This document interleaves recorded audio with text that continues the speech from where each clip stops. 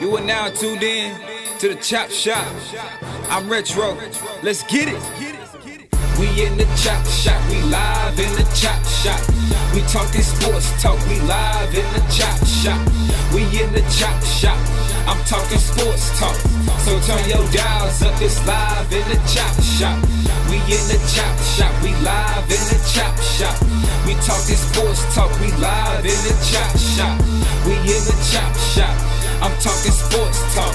So turn your dials up, it's live in the Chop Shop. Yeah, it's lit in the Chop Shop. Turn your dials up in the drop top. They ain't based in debate, but they keep it fact straight. Going 30 for 30, let's do a first take. On Facebook Live from 12 to 2. Rob Hatter and Jim Hicks going back and forth like Carter Ray and Skip Bayless and Steven Smith. From on the court, off the court, straight to the field. Not a man that steals, but I made it steal. To the octagon where I fight to kill. We go face to face, then you write your will. I don't play tennis, but I bring the racket. I'm on the floor, I attack the basket. Put you in the casket when I'm overlapping. Never showing mercy, cause I'm always snapping. Never showing mercy when I'm in the arena. Step into the ring, he hit me as I beat him. Step into the court, I'm never backing down. Killing competition, I'm smacking down. Let me get back to the other stuff at the Chop Shop, cause I getting up. It's Retro coming to you live to the Chop Shop. Now let's turn it up.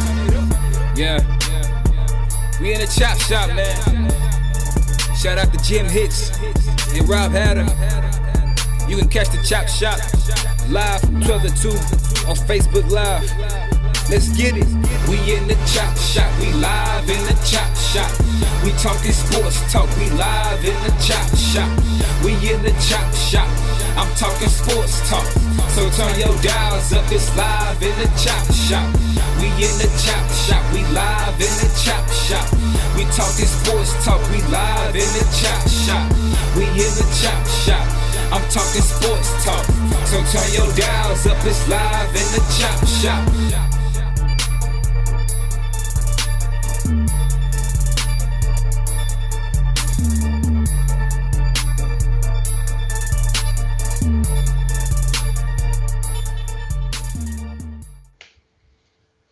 H-Town, what's up?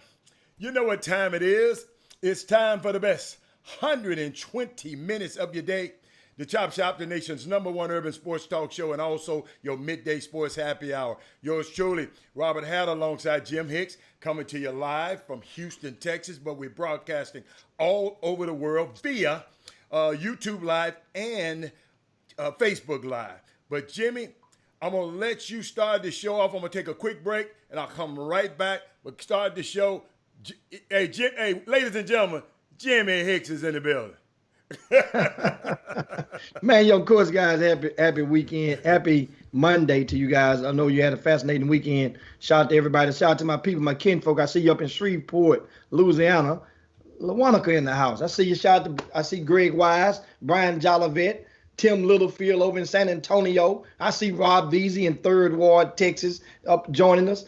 Shout out to all you guys in the YouTube feed that are gearing up right now. We got one hell of a conversation for you today. Of course, at the top of the hour, we're going to be joined by a pair of grassroots coaches from the Houston Hoops 15U team, which took first place, playing up in the 17U NBA division at the Gasso up in Dallas. We're going to talk about that. We're going to talk about a lot of the grassroots team, a lot of the teams that shined over the weekend, and also those coaches have a couple of, they want to reflect back on their progress and on their success from the past weekend, as well as have a message for a lot of the coaches out there who have, I guess, who are doubting their potency of that 15U team. But meanwhile, a lot of the stuff that happened past weekend, first and foremost, the thing that I've laid down to rest last night and thinking about, and they understand, you know, on the Chop Shop, we cover a lot of stuff in addition to sports, talk about social issues, and we can't go push forth without reflecting and giving a shout out to the BET Awards last night. If you didn't watch it, you should have taped it. And you know what? Amanda Seales, she did good for what was expected from her. Did a great job. Innovative. Took us to a blast of the past with the Rap City and a lot of those old shows from BET. And also we got to learn that BET will be starting their new season shortly with some new material, new content. Because I'm just damn right tired of watching Fresh Prince of Bel-Air and Martin Lawrence every time I cut on BET. They need to bring back that news. Especially now more than ever. BET should bring back that news. What were some of your thoughts, guys, if you watched the BET Awards last night? Some of your starting five or some of your best moments that you took from that. One of the things that I took was the fact that the singers did not have to lip sync as a lot of them do and sing over a track as they do. I mean, when I say over the track, I mean lip sync over the track. A lot of those performances a few of them were live. In other words, and so you got the full-fledged from a lot of the ones that were performed live. I loved the messages with the BLM, of course, what his name, Lil Baby, a powerful performance with him, with the knee on the neck message in that song. Roddy Ricch. How about Alicia Keys? Man, Alicia Keys, that was great. What Alicia Keys did when she played. I mean, that song now, man, should be on a soundtrack coming out soon for Alicia Keys' song. Of course, Beyonce's speech, the way that they organized that schedule, they saved the best for last.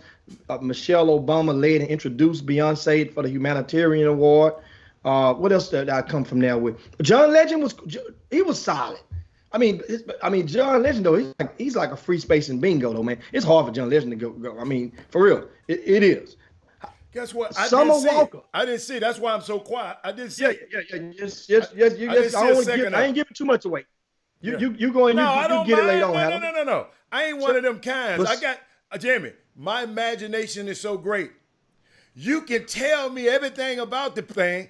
I'm still gonna enjoy it. Those are people with weak imaginations. They don't tell me. I can handle it. Tell me. Okay. Well, Summer Walker and Usher. Who? Summer Walker. Who Walker? Usher. What Walker? Summer Walker. Summer Walker. Who is Summer Walker? That's her name. Young girl. She's a young neo soul young girl, and she's pretty good, pretty solid. She sung hers with no shoes on, sitting on the stool, and had a little dress on, and got on the couch and did the leg cross just right so guys could but that was a good duet. They had a pink and a blue theme on two stages side by side, two settings side by side. That was a great diddly, for between those two. I mean, seriously, man. What about the gospel song between the mom and the daughter? That was off the chain. And hey, and you're right. I'm looking on the Jennifer Hudson. Jennifer Hudson did the Aretha Franklin and took it back. I mean, it's hard. Once again, Jennifer Hudson blew it out the water. That was a great show, considering the elements that they had to go through and everything they were backed up against. I mean, man, it was what did they have to go through, Jimmy? Talking about the virtual? Because that means now, that's for the first time you're doing this stuff, and a lot of people are not used to taping their segments or being creative enough to do the green screens, and then some people just taped it live and went on like that. But it was really, really, really a great show. Of course, MC Lyte still had a customary role of being the MC. Shaq even had a cameo on there. Shaq got the spinning, and I mean, like I say, it was really a good show. And I mean, perfect. Think about it. There's nothing in the way of the BET Awards. There was nothing to watch all day and get ready for it at night. There was no NBA finals going on. This was straight. You wake up on Sunday. What you gonna do? Man, I'm gonna get ready. I'm gonna go watch the award. Well, I didn't watch it live because we tape everything, and that way I can scan through the parts that I want to. But it was indeed. Oh, the two sisters, Chloe and Halle. Chloe. They Beyonce's proteges. Yeah, she founded them. Yeah. And hey, our former proprietor of the 102.5 FM we used to be on the radio on the FM dial, Pastor Rudy, had a cameo on there. Jimmy, keep on talking. I got to bring it up. I got a picture when when Chloe and Halle was not even. I was blessed enough, and I'm gonna post it later on today. I'm glad you said it. I had to before I ever posted it. I had to wait till they got big enough stars. But I went to they had it was some in Vegas. The NAACP Image Awards was in Vegas, and Quincy Jones was there, and I took a picture with Chloe and Halle, and they was just regular. Beyonce hadn't signed them yet. She hadn't signed them yet, Jimmy. So guess what? Thanks for pumping them up. I'm gonna post my picture tonight. Y'all be looking at my social media. I got to post my picture. Don't hate. I'm gonna post that one. and how about history was made, because speaking of Beyonce, and we're talking about Pastor Rudy with the church, the St. John's Church in town, and of course, guys, if you hadn't know, if you don't live in Houston, Beyonce and her foundation has done a lot with that church and around the area of that church, with the Bread of Life, with they bought a building where they have outreach homeless, where they have people staying in apartments, the Knowles complex. I mean, it's a lot they've done in that area. And if you guys had not been, in this case, you had not been paying attention. And Pastor Rudy, what I didn't realize, Pastor Rudy shouted than Beyonce. Oh, he was on the show last night? But they showed him. It was a taped intro. A lot of people gave their tapes, like Michelle Obama, and then Pastor Rudy spoke. Then Tina Knowles, the mom, spoke as they introduced her. So Pastor Rudy gave them and they showed the cameras of the footage of the church and the Bread of Life and whatnot. And they showed them when their recent. Remember Beyonce, and give a shout out to Kim Gagne. Kim Gagne, they didn't show her on there, but her fingerprints was on the recent COVID-19 testing drive and the grocery and gift card giveaway that Beyonce and the B Foundation, whatever it's called, sponsored earlier this month. And that was because of some of the efforts of Kim Gagne, and she's the wife of Emilian White. And guess what? I mean, it's just so great, man. That was black magic at its finest last night. Think about it, Jim. Think about what you just said. That was black magic at its finest with black entertainment television that's not owned by blacks anymore. Black entertainment television is owned by Viacom. And it just showing you Bob Johnson sold it. And I know I'm excited, but I just thought about it. Black entertainment television. You just said black excellence was on stage, and that's a product we owned years ago, and now we don't own it anymore. And I just always have to make people aware, because if you don't know your history, you're prone to always repeat it. So I just so when we have the next young Bob Johnson come, if you can. Now $2 billion, it was hard, but if you can, keep your thing so we can have some. So later on we can have some in life. But that's all. But Jim, did you see the young lady who hosted the show, Amanda Seales, right? I didn't see nothing. No, I know. I'm saying that you hear about the news, the unfortunate scandal. Yes, they said she did something. What did she do? Between her and she used to write for BSO. That guy it's a journalism site that covers all of black sports online. Robert Littell. Right? And it was accusations that came out with receipts that he had he tried and did to sex his employees, which were females, what didn't pay him, once again, did not pay them.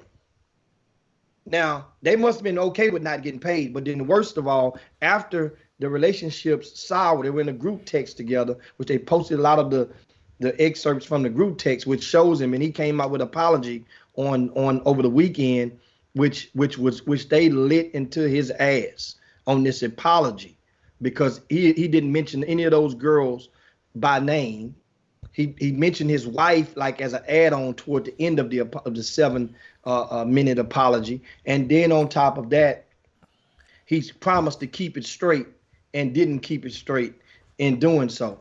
This thing, I mean, it just and the thing that the guy that outed him, of all the people, Jason Whitlock, of all the people who outed this guy. What's the guy name? Rob Littal. Oh, Rob Little. Okay. Oh, they outed Rob Little. See, I haven't followed that story. Yeah, man. It's and he apologized and it all this right there. Get what his nickname was in the group text, Al. What? The Overseer. The Overseer. And everybody had little nicknames. And they show. I mean, but anyway, I mean, it's just, this is. Shout out for BET. But Jimmy, I wanted to give, first of all, I didn't come on. I wanted to talk about, at least it's Monday, and we had some real NFL news. This is a sports talk show. We had some real NFL news. Cam Newton has signed with the Jimmy. We got to go into a break. But we'll come back, Jimmy. We'll come back after the break. We're going to come back with some news. Check this out, Jim. All I know is work. All I know is work. That's all I know. They gave up on me. Black Lives Matter. Say it. Can't you say it? Black Lives Matter. We should be saying it every day. It's not political. This is not a political statement. It's a human rights statement. It's a fairness statement. Over the last couple months, I have had an opportunity to see more, to listen more, to think more, and to understand at a deeper level. So have you. Yeah, so have you. And do we not see the problem, the disease, the plague that has been with our country for 4 centuries? Do we not see systemic racism and social injustice? Come on. We all see that. It's manifested in so many ways. Criminal justice, the killings that we have seen and we haven't seen, and the denial of economic opportunities for our black community, educational opportunities, health care. It's manifested in so many ways and has been there for 4 centuries. We see that. And what we do when we see it, we talk, all right? But we turn the other way. We don't solve the problem. The problem will not be solved, and no problem is solved unless you acknowledge the problem. Acknowledge it. If you acknowledge it, you have the duty to solve it. We as a country have the duty to solve this problem. When I was a cadet at West Point, and the prayer is still there, there's a cadet prayer. In the cadet prayer, one of the segments of the prayer says, Lord, help me choose the harder right. Help me choose the harder right instead of the easier wrong. We as a country have chosen the easier wrong for 4 centuries. It is time to choose the harder right. It is time to end systemic racism and social injustice. It's time. Black Lives Matter. Welcome back to the best 120 minutes of your day.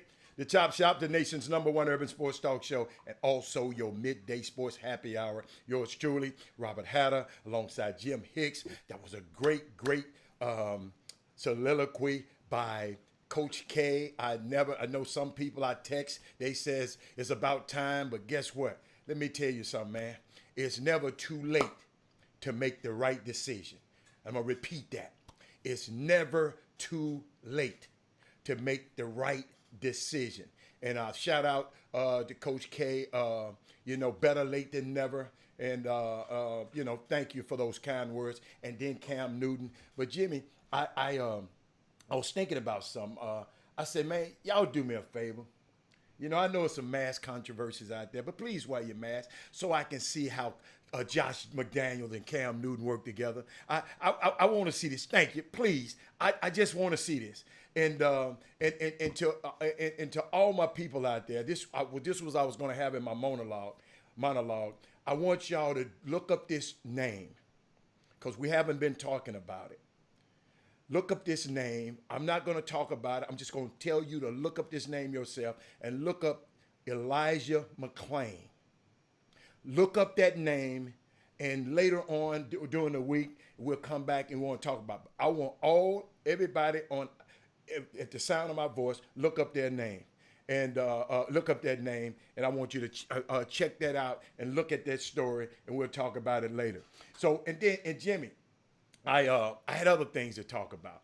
I was talking about education. I mean, I was looking at Nelson Mandela. He had a quote saying, "Education is the greatest weapon that you can use to change the world."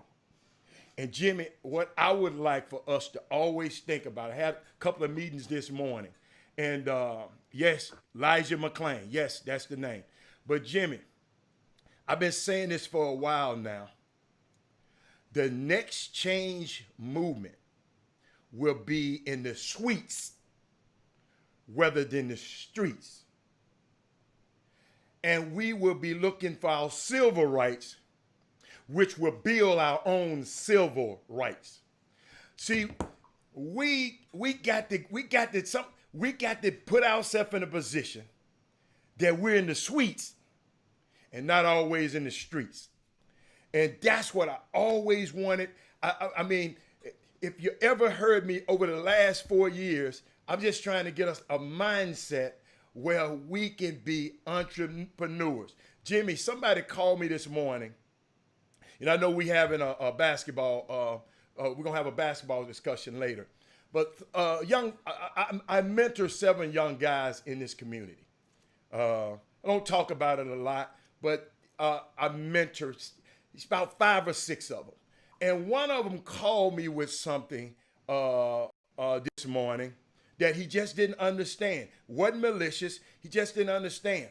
He said he was in Dallas and he saw two of our leaders in our grassroots community, 2 of our leaders working in the Gasso. Okay? So 2 of our leaders.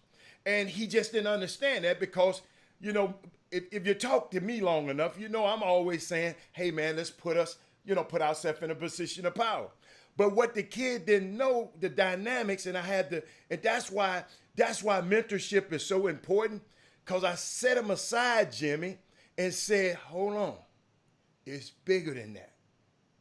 The guys you saw that were our leaders in our community down there were contracted to work those events up there as the, I guess, they got cleaning services here in Houston, but they were over the COVID-19 part because everybody don't know how to refresh a building and make sure the building is nice. That's not my expertise. Jimmy, I don't think that's your expertise.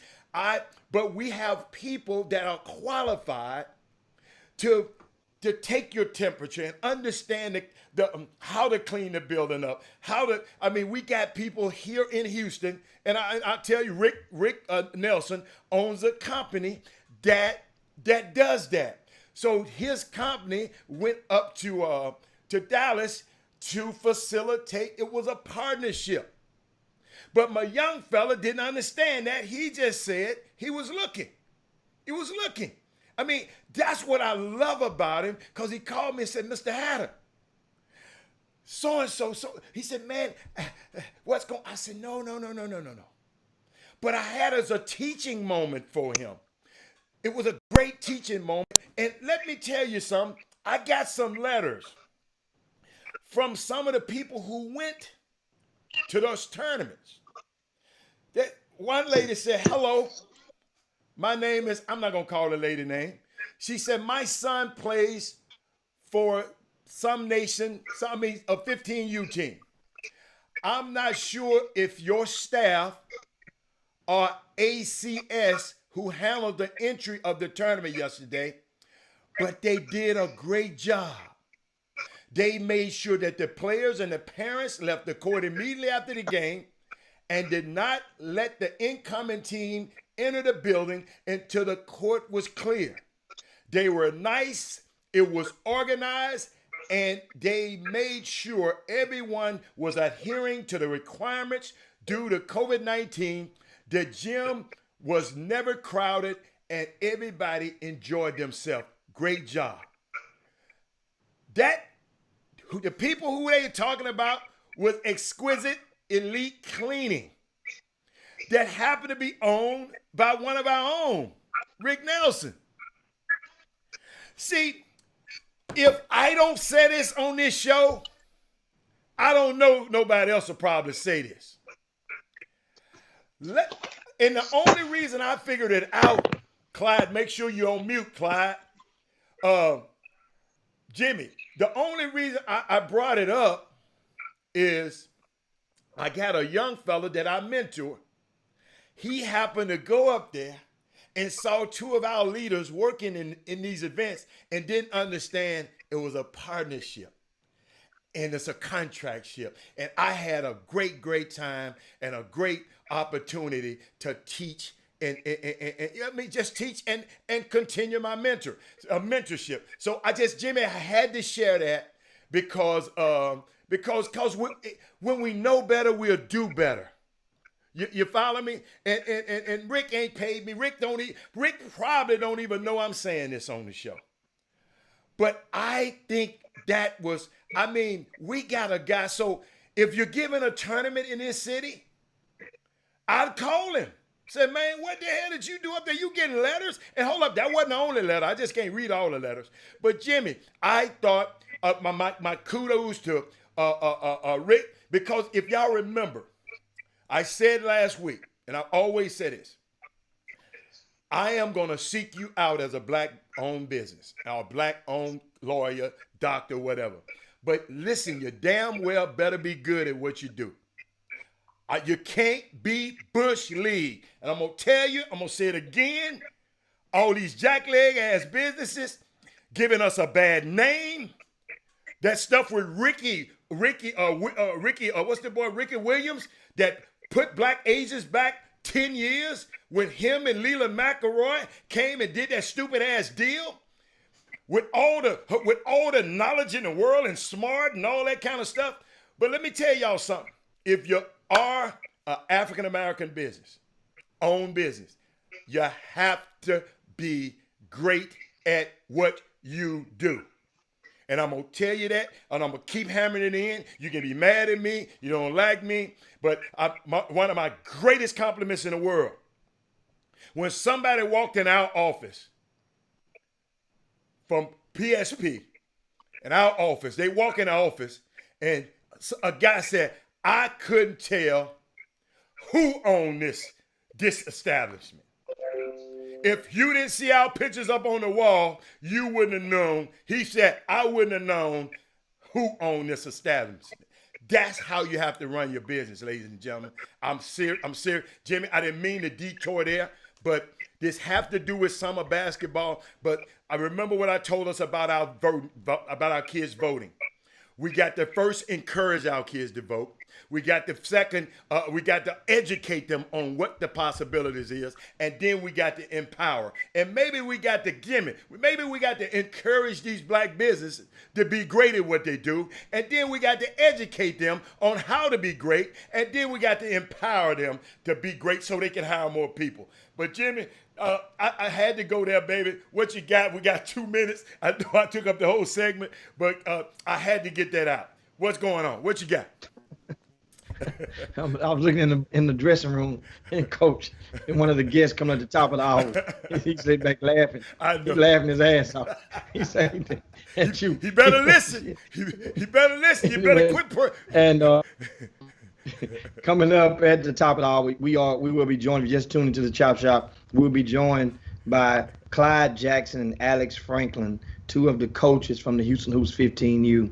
They want to join us shortly at the top of the hour. Meanwhile, just adding into Rick Nelson, yes, they have a deal. They had a deal in place with all Gassos, not just the one this weekend. Yes. They were in Austin the week before, servicing their event. And so you have to realize, I mean, and that goes into the motion. It's just funny. People, what do you expect? I mean, it's like,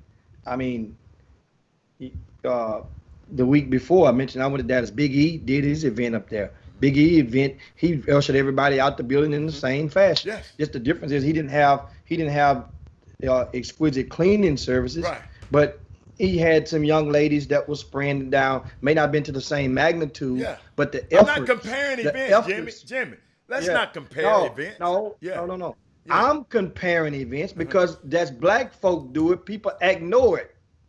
When white folk do it, you act like, oh, Lord, they done created they the best it ever been. That's how it's supposed to be. Shit, black folk run good events.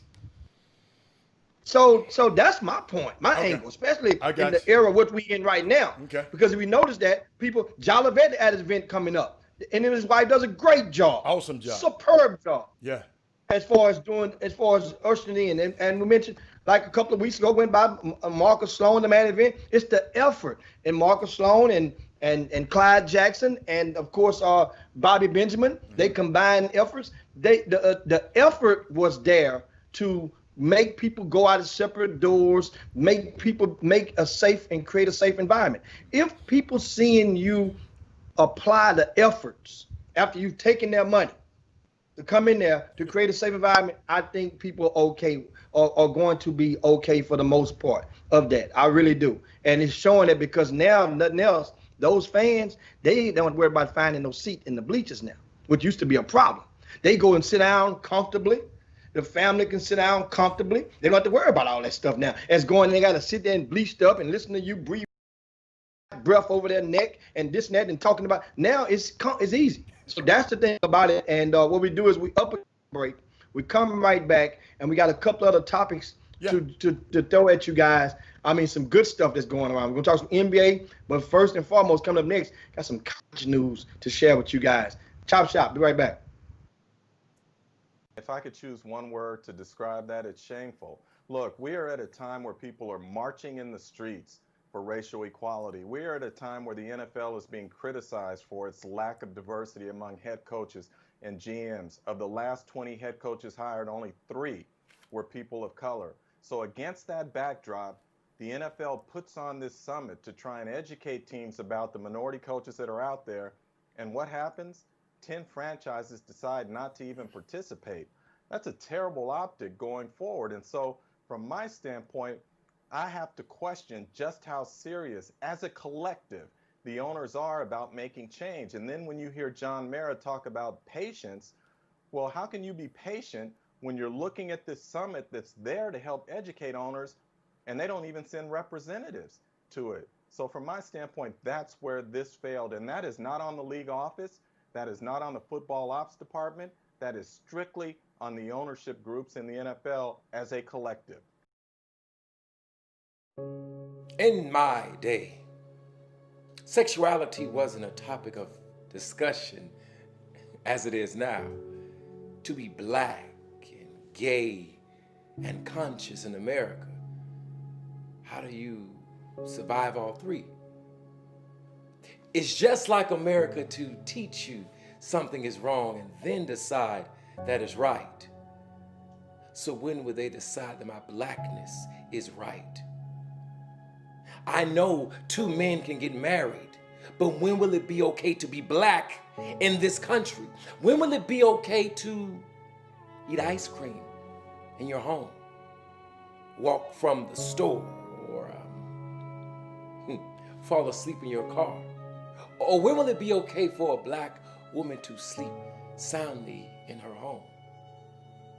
There were so many people of color who were killed this year from police brutality. And if you're black and gay, you can't settle for just gay rights. You got to go after all that is right. Doesn't matter if you dunk a ball or catch a ball or throw a ball. They don't give a damn at all. You have to tell America that you will not be satisfied with these laws until my grandmother is included, my son is included, my daughter gets equal pay, and my cousin is released from prison for his weed pack because marijuana is legal now. You have to tell America that you won't be satisfied with a standalone victory. You have to know that I am not your Negro, but I am your hero. I am James Baldwin, and I'm Black history too.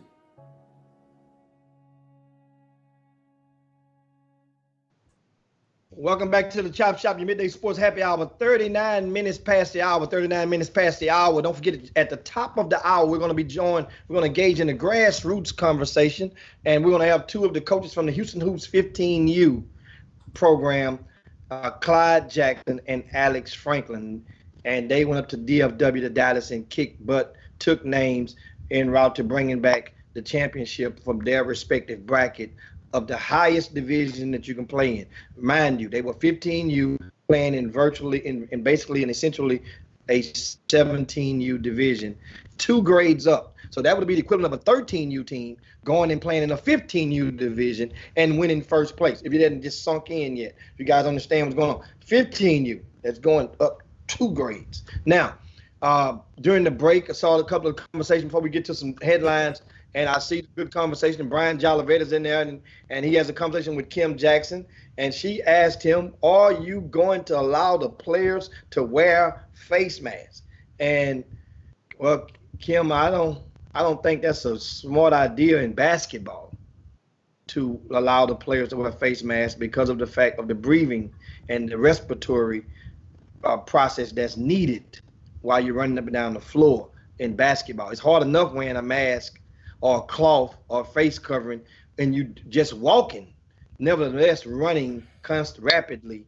And I don't think that now. My thing is, if there are concerns for a program, then stay at home. There you go. This is an option. I don't see. Here's the thing. I think some people are leading people to believe that they must play. You got to play. Good point. If you don't play, then you ain't gonna get no exposure. And let me tell you guys something. What has happened over the past month has opened up a door that was already cracked. The door is wide the hell open now, and that is for the live streaming business. Because you know what? College coaches have confirmed they watch these live stream events. So before, people would say, well, I don't know what you're playing for. Ain't no coaches going to be there. Stay your ass at home. That's all. But I'm telling you, they had an event in Atlanta this weekend. I know about 7 or 8 college coaches that watched that event from Power Fives. It was an Atlanta event. And guess not only did the college coaches watch it, they posted after the event that the names of the colleges which viewed and logged into and signed in and got a coach's packet from that event. Over 150 colleges watched the event in Atlanta.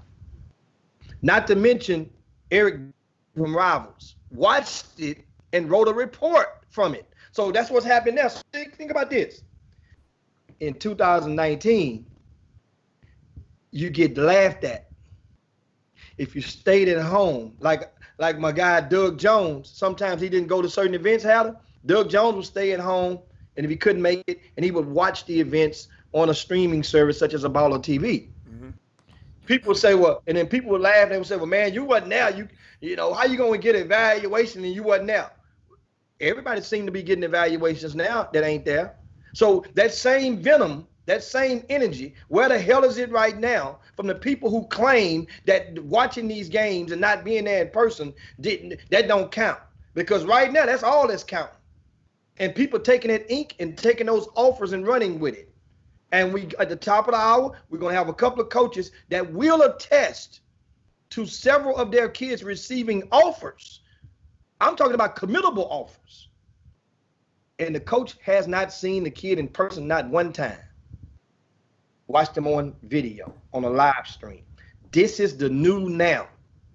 So that's an option for you guys. And guess what? Nobody's going to punish you for not playing and staying at home and airing on the side. Nobody in their right mind. Jimmy, you sure people don't? Whoa. Jimmy, you sure people don't punish you for not coming to events? Not in this occasion, not in this situation. I'm talking about a normal COVID-19. Yeah, COVID. For this situation. Gotcha. I got Nobody's going to punish you right now. Okay. If they do, let me know. Okay. Because, and then we deal with it accordingly. Let me know. And we embarrass the person for trying to do so, because that's not right. And a lot of people do stuff in amateur sports that isn't right. A lot. You guys know that. But that ain't right. Yeah. We definitely spark that. Let's get another stuff. Adam, how about this? What?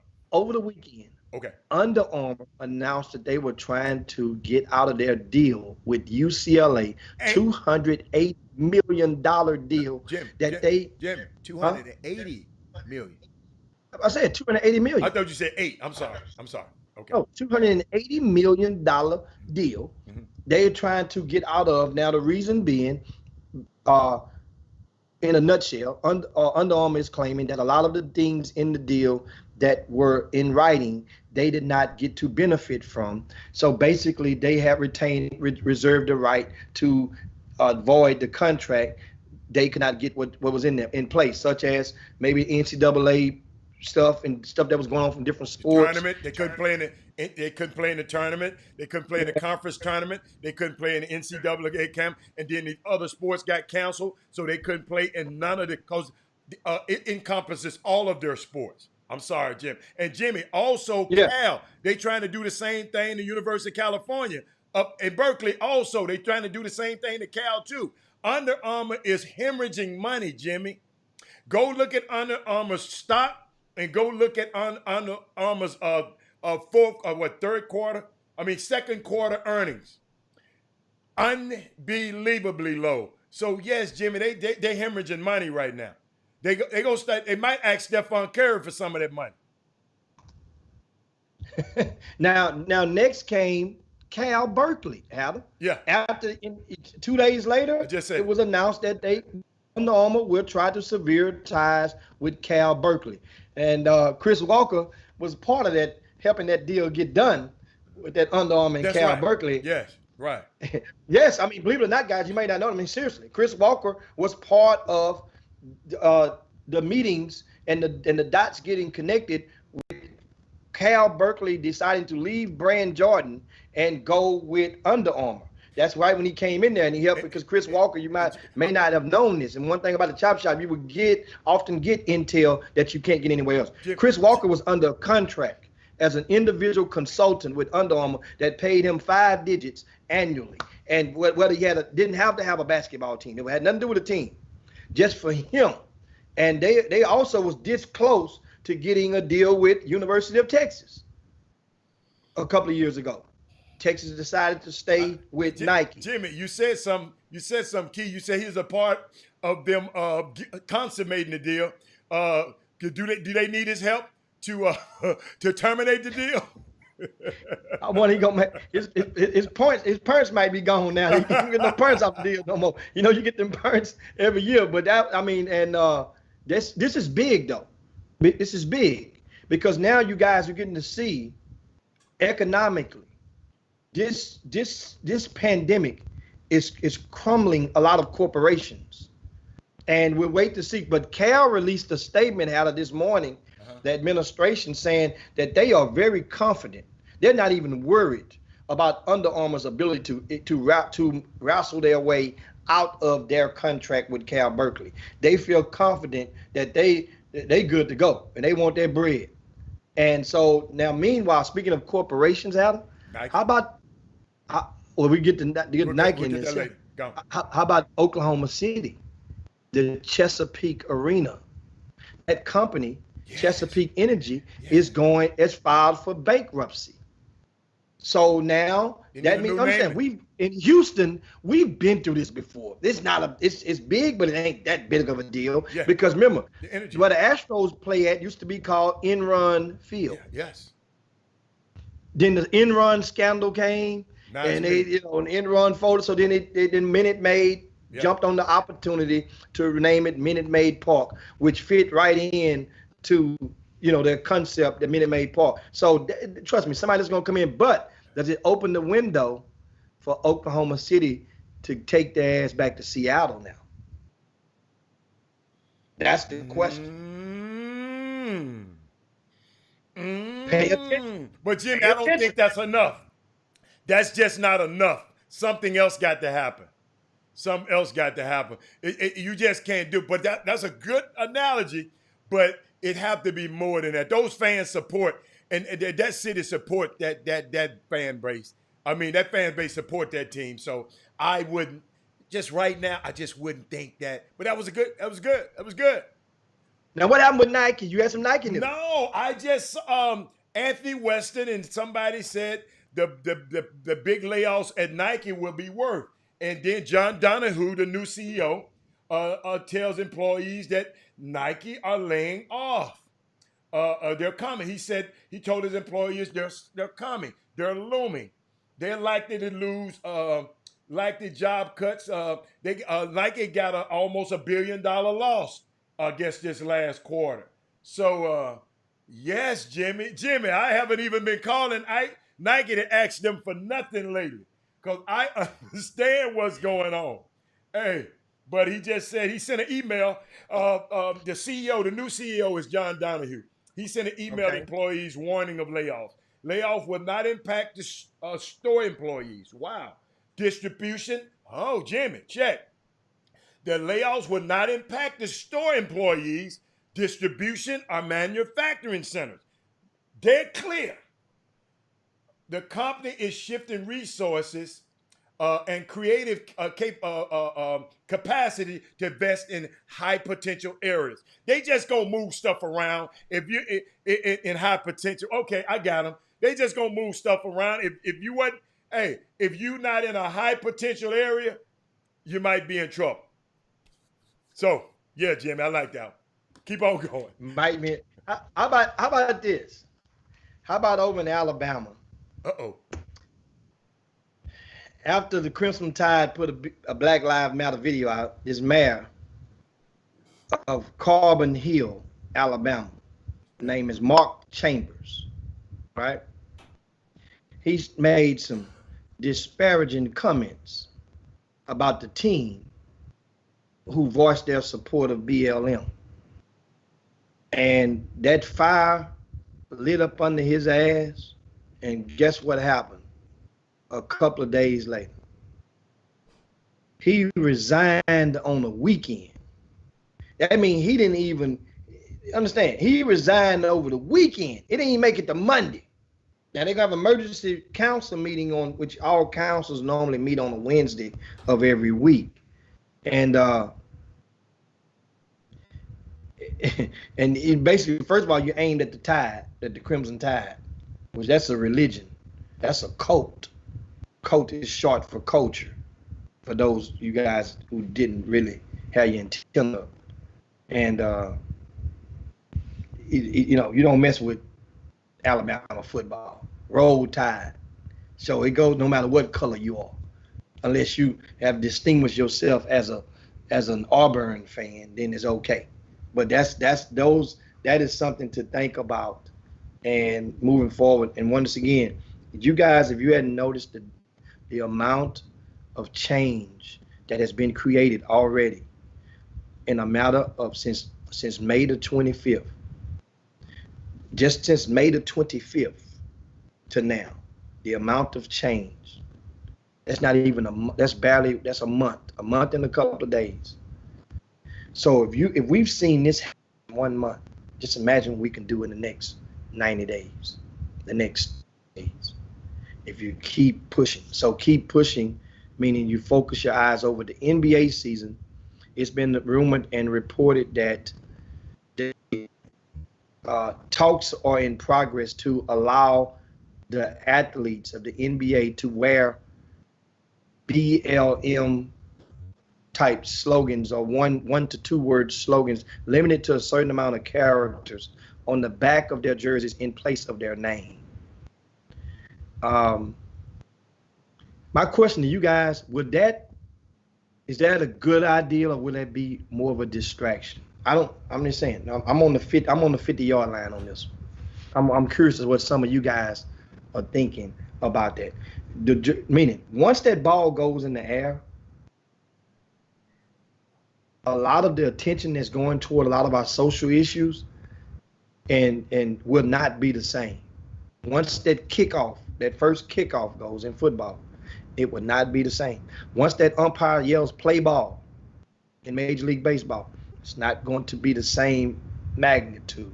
You know why? Because now you will have something to do to wage against. Do I go and support this? Do I go march against this? Do I go protest this? Do I go stand up for this? You're going to say, oh, man, LeBron and Kawhi playing at 7.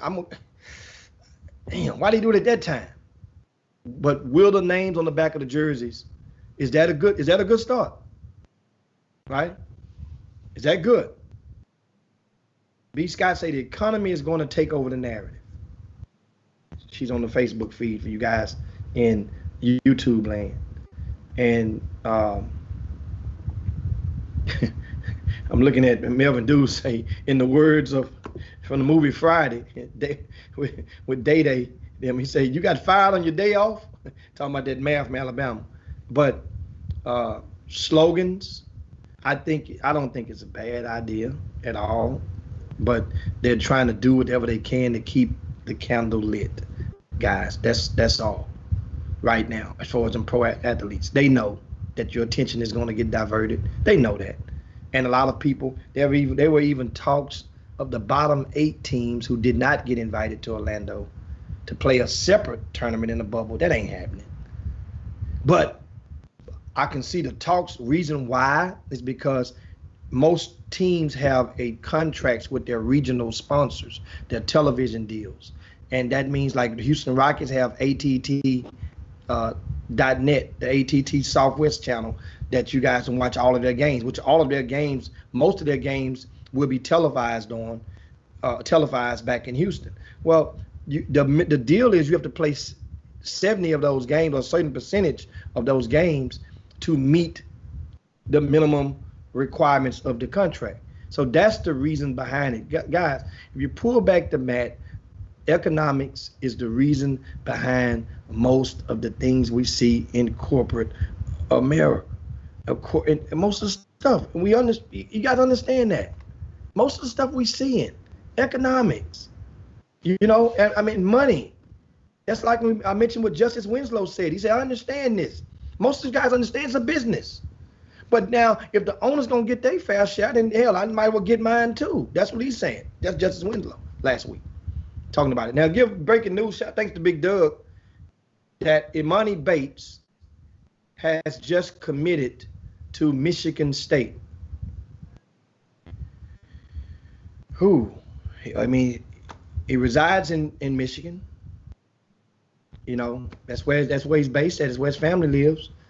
And however, that's a great gesture, but when now we see pushing forward with the NBA, now National Basketball Players Association, will they allow players to go straight from high school? If so, it was rumored that the class of 2022, I think, would be the first class that would do so.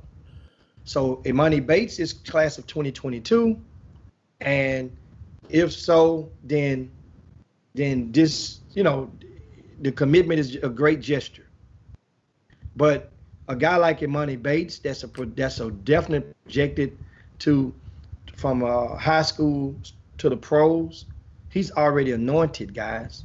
Understand what this past season, back in December, ESPN pinned him as the #1 player in the country, regardless of age, for his high school players as a 10th grader. So he's what you call an anointed. For him to fail means the writers that wrote about him and advertised him in advance failed. The last thing that writers want to do is to admit that they are wrong. It's going to be, think about it. Hell, Johnny Manziel just had to come out this morning and remind folk my football days is behind me. Tim Tebow, think about how long it took for them. They still ain't said he was a failure. Pay attention. Pay attention. What you got? A quick break, then we come back with our guest. Yeah, let's go to a quick break and come. Let's get our guests on. Let's move some furniture around. We got some stuff going on. Chop, chop. Let's get some combo. I don't see color is one of the most dangerous things you can say. 70% of people say they don't see race and that being colorblind actually makes society better. After all, we live in a post-racial America where it's all rainbows and butterflies and racial preference and prejudice don't exist, right? No. The reality is we do experience the world differently based on the color of our skin. And just because you don't claim to see race doesn't mean racism is suddenly going to disappear. This isn't a game of peekaboo. By ignoring race, you're both dismissing racial issues in America and trivializing this nation's history of using race as a means to leverage power. It's something my character Davia from our show Good Trouble learns the hard way. I'm sorry, but I don't know how to teach kids who don't want to be taught. You mean black kids? No, in my classroom, I don't see color. I'm colorblind. Yeah, well, that's your problem. It is a problem, but it's also a privilege. White privilege, to be exact. It's pretty simple. White people benefit from advantages in society just because they are white. You're not racist just because you're white. However, the option to be colorblind is, in and of itself, a privilege. We live in a society where race impacts everything. Job opportunities, how much money you make, and even how you feel when you go into stores. And we see this play out all the time, everywhere, especially in the justice system. Men of color receive prison sentences that are almost 20% longer for committing the same crimes as white men. If race doesn't matter, why are Black and Latinx drivers twice as likely to be searched than white drivers when pulled over? Not acknowledging that because you're colorblind, like Davia, really is the ultimate flex of white privilege. Talking about race can definitely be uncomfortable, but isn't comfort a small price to pay? See, this is the problem with recruiting white college grads to teach at diverse urban schools. Y'all can't relate to your students. So now you want to educate me. Why you gotta get defensive? Because you're attacking me when I am just honestly trying to understand. Davia is putting her desire to feel comfortable before the need to have a real, honest conversation. Not racist, okay? I'm a good person and I have feelings too. These conversations can be rough. Like Davia, people in this situation might feel defensive, guilty, and confused all at once. But instead of making it about you and how you feel, try to put that aside and listen to people of color. I know it was pretty dumb of me to teach you a dance about Black oppression. I thought it was funny. I didn't. It was awkward. And I hear that. But I want to do better. And I want you all to feel like you can call me out. For real? Absolutely. We all see color, we all see race, and by nature of just being a living, breathing human being, it means that we all have bias. Let's not play ourselves. By being colorblind, you're denying people of color their identity and reality, while keeping yours insular and unchallenged. Instead, embrace omniculturalism, meaning having an outlook on the world where diversity is a part of life, rather than something to overcome. We're not gonna make the world less racist by pretending we're all the same. Do you think colorblindness is dangerous? Share this video if you think that to end racism, we must first acknowledge it.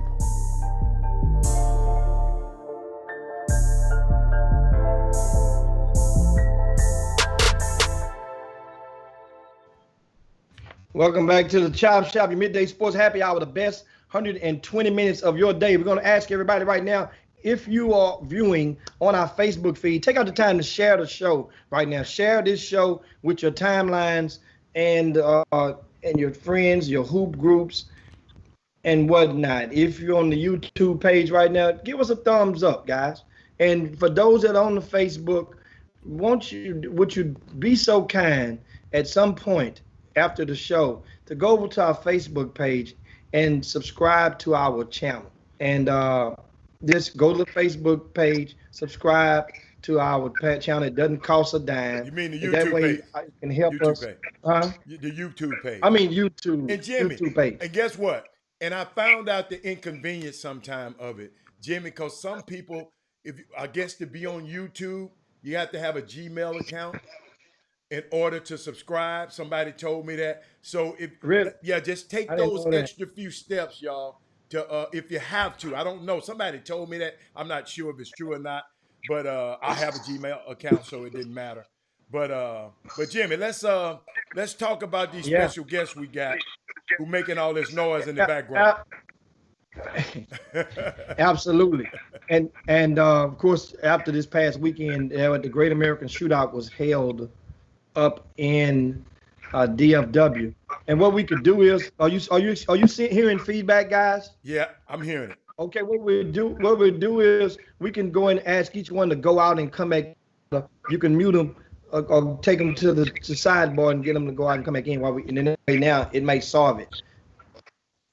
Now, meanwhile, this past weekend, the Great American Shootout was held up in Dallas. And as I teased you guys earlier, they had a team from Houston that was comprised of players that had just finished the 9th grade. They're rising sophomores. Their entire team. They went up there and played. I think it was you. Keep going, Jimmy. I'm sorry. They competed primarily against. Okay. They competed primarily against 17 and under players, and doing so, they went and kicked butt. I have myself muted. Understand? The Houston Hoops 15U. They beat Texas Elite in the first round, 61-34. They beat the 3D Empire, 69-59 in the second round. In the third, beat the Triumph 16U Gold, 66-57. And in the championship game, they were slated to play Southern Assault 16U. That game did not take place. Southern Assault could not play that game, and the Houston Hoops won the championship by default. Now, we're going to have Charlotte join us. It's going to be Clyde Jackson and Alex Franklin. They are coaches with the Houston Hoops 15U team. And welcome to the Chop Shop, guys. We bring them right in right now. We were trying to get time in. Had some audio turbulence, but now I think we're in. Clyde Jackson. Hold up. Let's get everybody back in. Okay, hold on. Hey guys, I'm here, guys. We see you. There we go. Clyde Jackson. Welcome to the Chop Shop, Clyde. And of course, Alex Franklin. You get congratulations on the championship this past weekend. And I want to I'm looking over this bracket. How many games did the Hoops play this past weekend? And tell us how many did you win? Go ahead. We played 5 games. We won all 5 games. Well, I think it was 4. It might have been 4, but the games that we played, we were able to pull out the victories in these games that we played. And so, now your team also? This is not the first event that you played in. You've won an event before this, or you've had success in your most recent event before this weekend, right? Yeah, we played in Sloan and Clyde. It was the event, the Juneteenth event, right in Houston, and we were able to play and be successful as well. We played some really good 16U teams. One of them ended up being the TTG team that we ended up playing for our last and final game, and we were able to pull that game off in an overtime victory. So now, you guys did not play the championship game. The Southern Assault 16U opted not to play you guys, but they had, and what I understand, they had reason. Did you guys? What was the reason that you heard why they didn't play? Why are you laughing? I'll go ahead and answer that for him, Alex.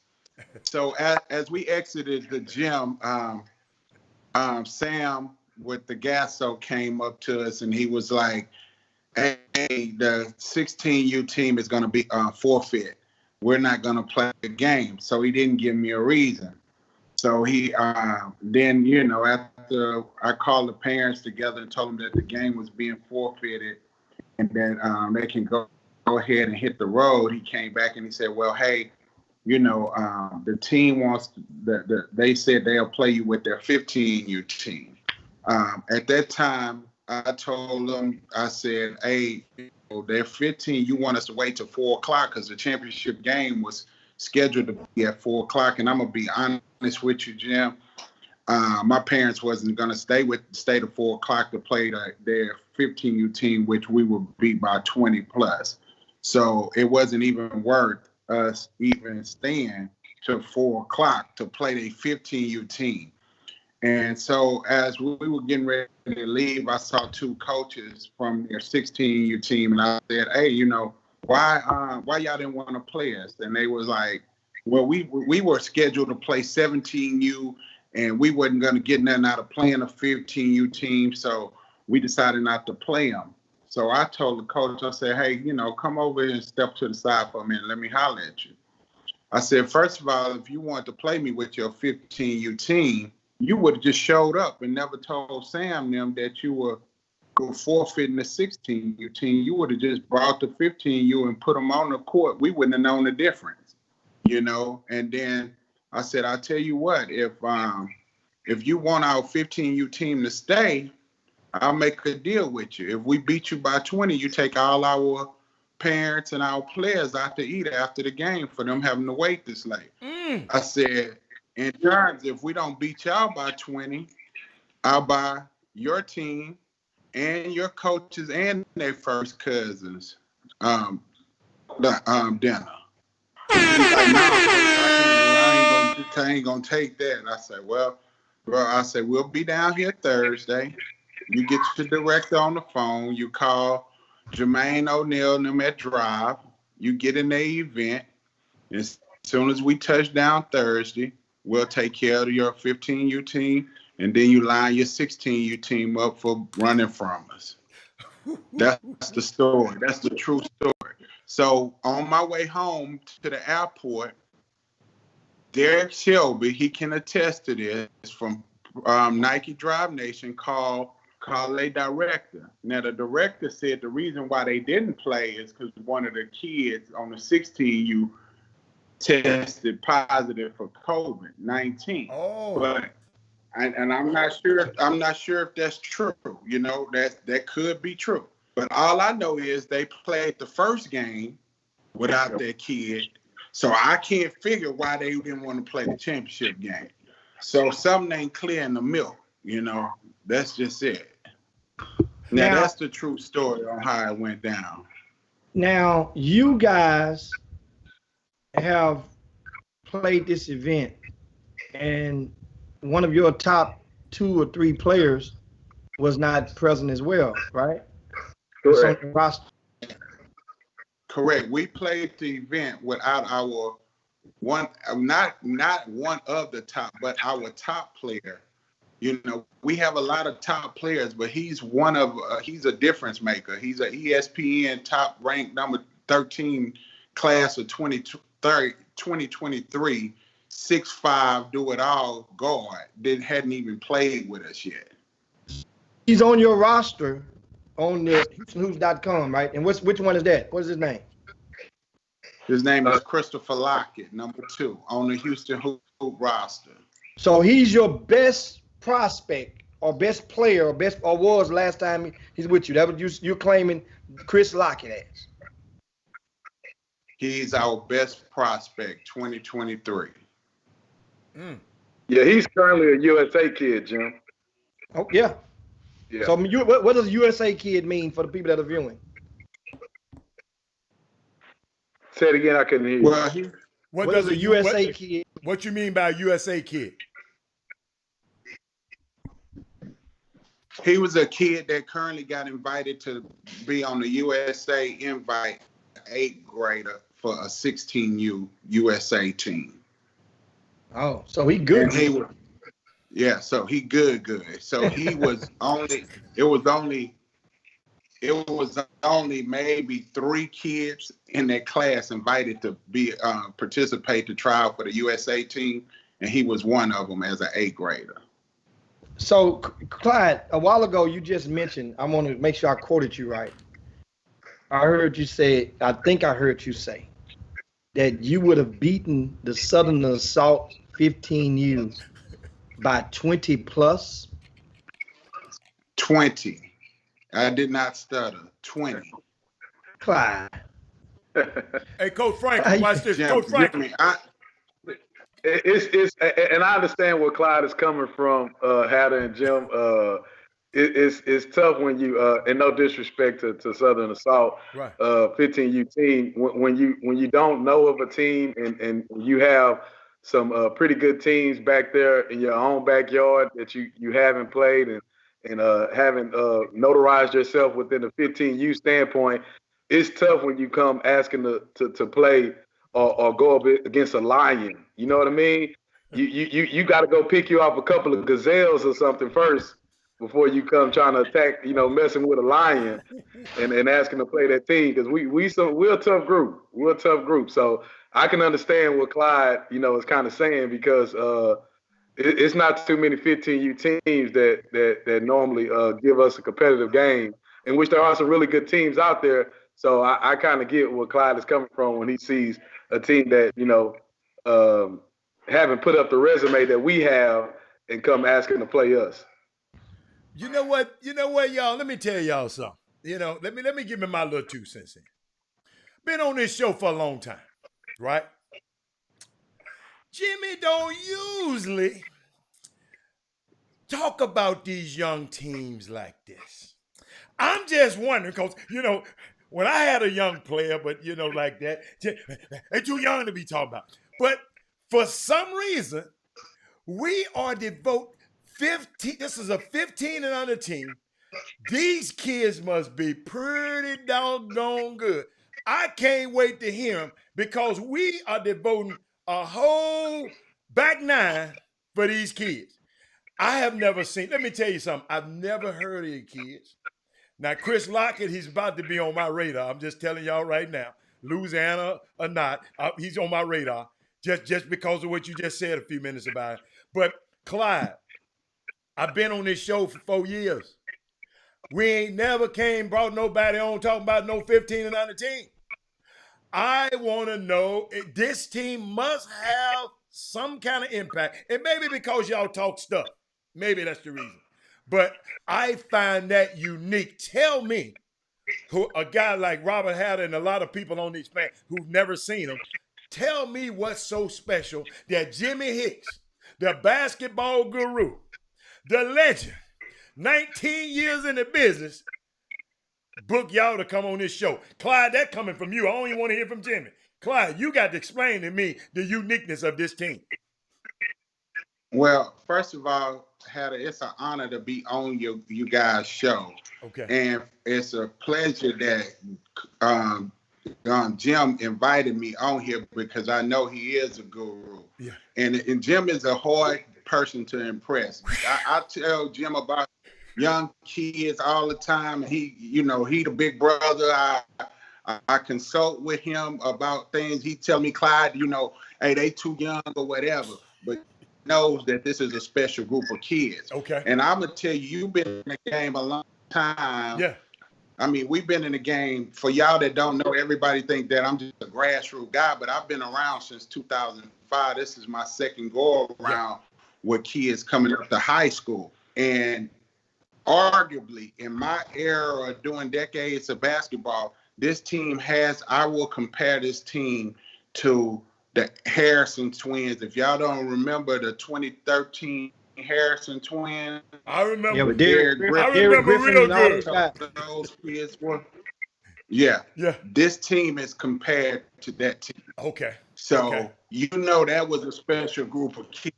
Yeah. So this team, to me, is built like that team. Those kids are tough and they had a mentality. And to those who are watching, out there, if you've been around grassroots basketball, you know that was a very special group of young men that came through to Houston, Texas, that ran through the country. And they too were, we weren't the first people to start playing up. The Harrison twins and the Defenders, they used to go around beating high school kids all the time. Yes. And that's how good his team is. Okay. Hey, thank you, Clyde. Thank you. I knew it had to be because Jimmy, hold up. Jimmy didn't prep me for this show. He just said, man, I got Clyde and Alex sir. on the show. He didn't prep me. And now he just told me right before the show, go pull the Houston hoops up on this thing. But we're gonna take a quick break, Jimmy, and we're gonna come back. I want to learn, Jimmy, I want to hear from you, the basketball guru. What's so special to you about this team? Got a little something for y'all. Chop Shop, be back in just a minute. These young adults, these young teens, they're all out there right now, and they are committed to the fact that, look, things are not the way they were. And it doesn't matter what my generations or generations before me really thought about it. They have been strong enough and wise enough and aware enough to educate themselves and be so interconnected that they've been able to break free of some of those prejudices that have been handed down to them and or tried to be forced upon them. And they have really taken it upon themselves to be free of that kind of thinking and really see people for what they are and have that kind of equality in their mind when they meet someone. And that right now, that is what is propelling this movement forward. And that is what is going to allow us to have the kind of resilience and fortitude, those kind of athletic monikers that we hear all the time in football. That is what's going to allow this country to have that kind of thing going forward, to sustain this and hopefully enact meaningful change that is long lasting. Because without that kind of youthful exuberance, without that kind of energy, we all know what can happen. This can stall out very quickly and we're on to the next thing. But I quite frankly don't think the youth of this planet, and again, I say not just nationally, but the youth of this planet is not. Finally tonight, as we close out this Real Sports edition devoted in great part to racial injustice, a few personal words seem fitting about what some friends and I often refer to as the black tax. It's not an IRS thing. It's the added burden that comes with being black in America. And it's routinely paid, no matter how much education you have, how much money you make, or how much success you've earned. The black tax is about more than just the added stares, whispers, and suspicions when you're out and about.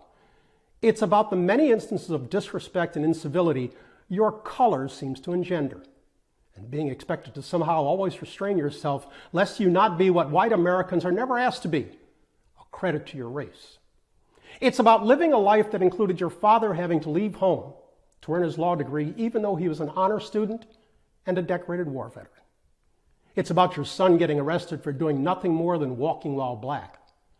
And it's about having to be more concerned than your white friends and associates for the safety of your grandkids. It's about the day in and day out fatigue of trying to explain the obvious to the clueless.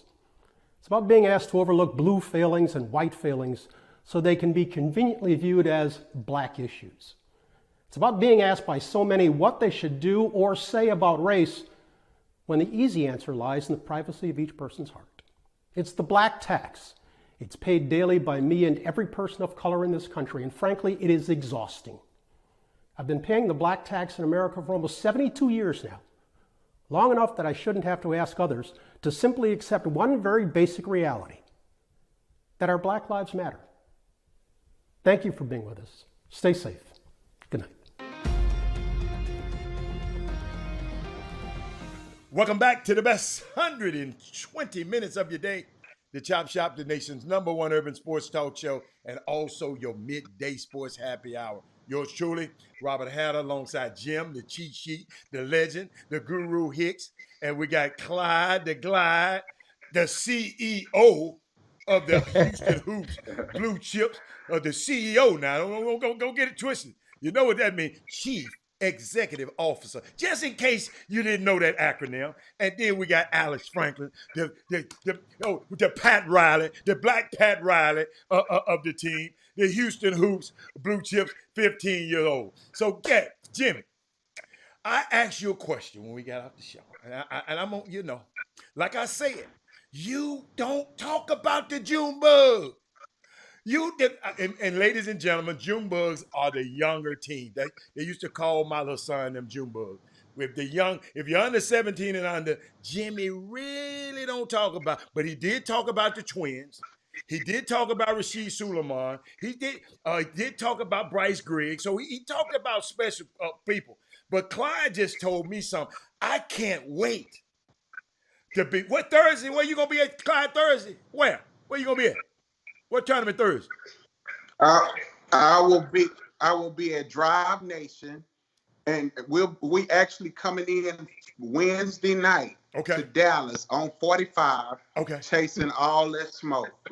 Okay. All right. Now Jimmy, answer my question. Now I want to get first. I want to ask you guys, as you mentioned earlier, last segment, about this team and how you just asked me about this particular team. Yeah. Well, what they're doing is they're, due to the fact that you have at least a half dozen players with committable Division I offers that are coming out of their 9th grade seasons and on the same team. Due to the fact that you only have one player on the roster that's under 6'2" as a 15U team, and they've been winning without the services that Clyde just mentioned of arguably their best player. Now, then that has to get your attention. Also, these are sneaker team, not a non-sneaker team. So that means these guys, and I want to ask you guys, of the players on this roster, I'm looking at this guy, 10 players on the roster. Of those 10, how many of them played varsity at their high schools this past season? Go ahead. All of them played varsity. How many of the 10 started on varsity? At least 3 games this season. All of them. Wait a minute. So all 10 of these guys started on varsity? Yes, sir. Well, this is what you measured in. Okay. A lot of people, and I haven't asked you guys this question before. I'm just giving you guys what I asked as far as a prerequisite to provide what I should expect. So these are varsity starters. So if varsity starters a collection of them are playing against, there's a team that, let's say, maybe 4 players may have played varsity. May have another team may have only had 4 guys that may have started varsity. Well, that means that 4, they're going to be compatible, but then when they get to that bench, those starters should normally be ahead of that bench. It's going to take its toll. So that's the thing I look at the makeup of being special. Then at the same time, you go out of town, you kick butt. Now, mind you, although it was the NBA division, I will give you guys an understanding that the way that the Gasso put the bracket together, they kind of assorted a lot of the 16U teams in that division went into that bracket primarily. So it wasn't many 17s in there. I understand it ain't your guys' fault, but from an event operator standpoint, I see how they did that. They went and they sorted a lot of the 16U pools into that division. There were a couple of 17 other teams. That's not neither here or there. But let's get back to this team. These 10 guys. 6 of them have Division I offers. Who are those 6 and where are these offers from? The 6 kids who currently hold offers on the team right now is Wesley Yates. He has an offer from Illinois. And Iwi Peewee, I might be saying it wrong, IUPUI. IUPUI, okay. Yeah, Byron Rim. Find out he said it's Iwi Peewee, I guess that's the way they say that. Malik Presley, he holds an offer from Iwi Peewee as well. Christopher Johnson, just to touch back on what you said earlier, Jim, about coaches being able to view these games that we're playing there live. Christopher Johnson received his first offer over this past weekend to TSU. Orlando Horton Jr. He has 3 offers.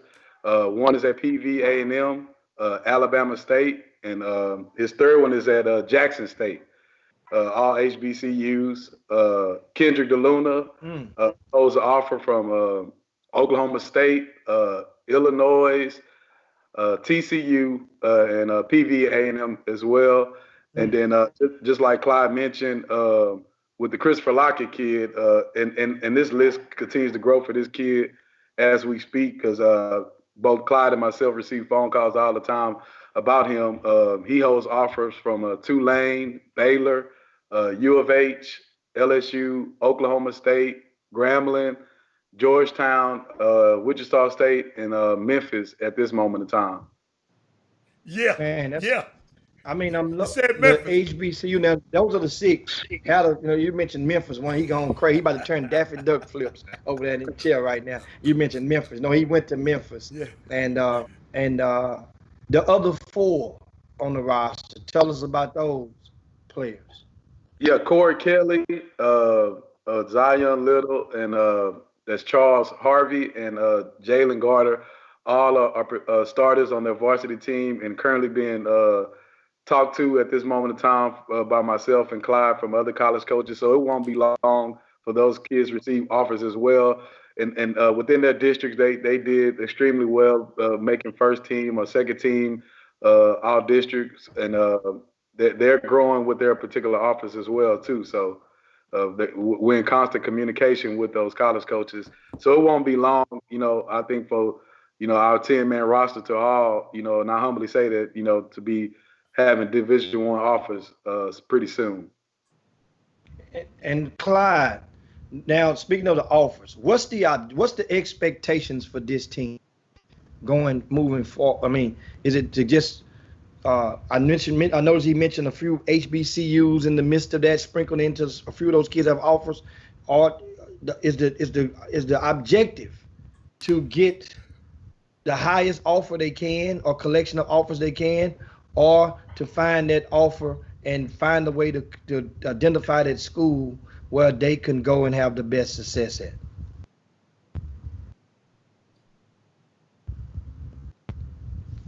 Is Clyde there?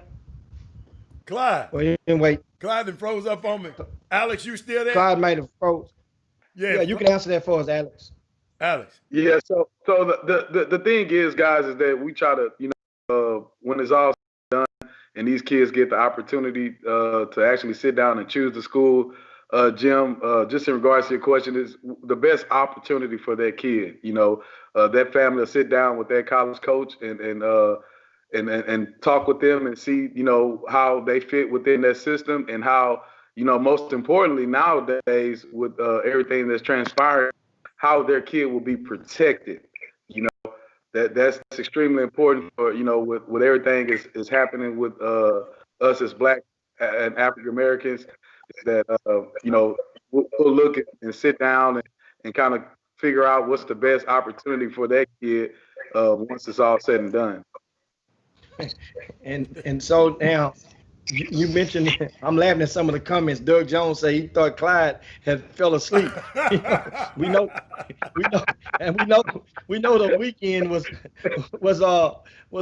what's his name? The rapper birthday this past weekend. I can't think his name. I got you back, Clyde. Oh man, come on, June 27th, man, come on, you got to get that Screw. together, I know Jim. DJ Screw birthday was the other day, Clyde. They thought you had leaned on to the side. Hey, man, y'all gonna lay up off Clyde. Y'all gonna lay up off the CEO. Yeah, so I got a lot of stuff going on, Jimmy, man.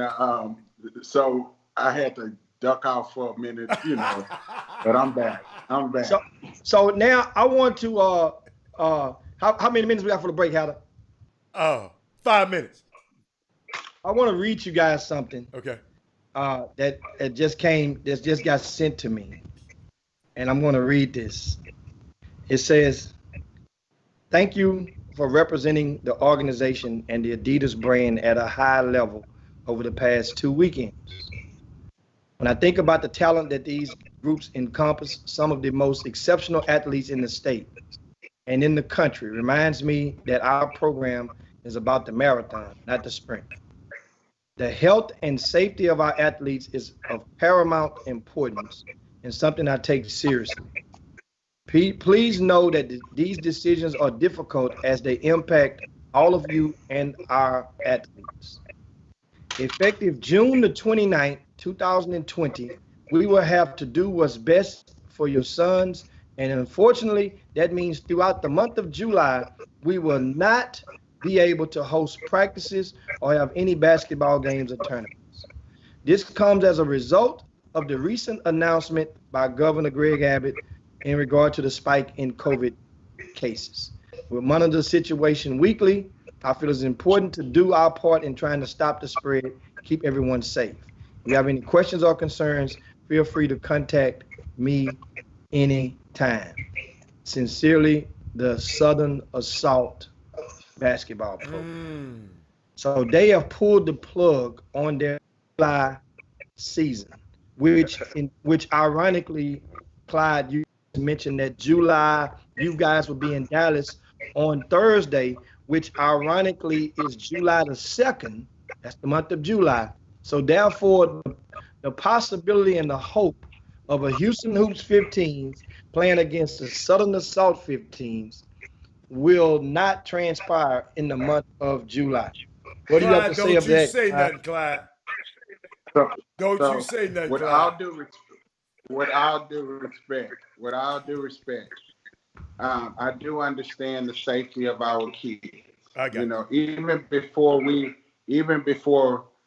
we played in the gas, so this weekend I had a conference call with my parents, and even though we're a shoe company team, I'm gonna go on record and say that Nike has advised us not to play as well. Okay. So we're not. If something goes down, it's no reflection on Nike. It's no reflection on Hal Passner. It's no reflection on the Houston Hoops. Got something for you, Clyde. So Clyde, now that advisement came from Nike to you guys when?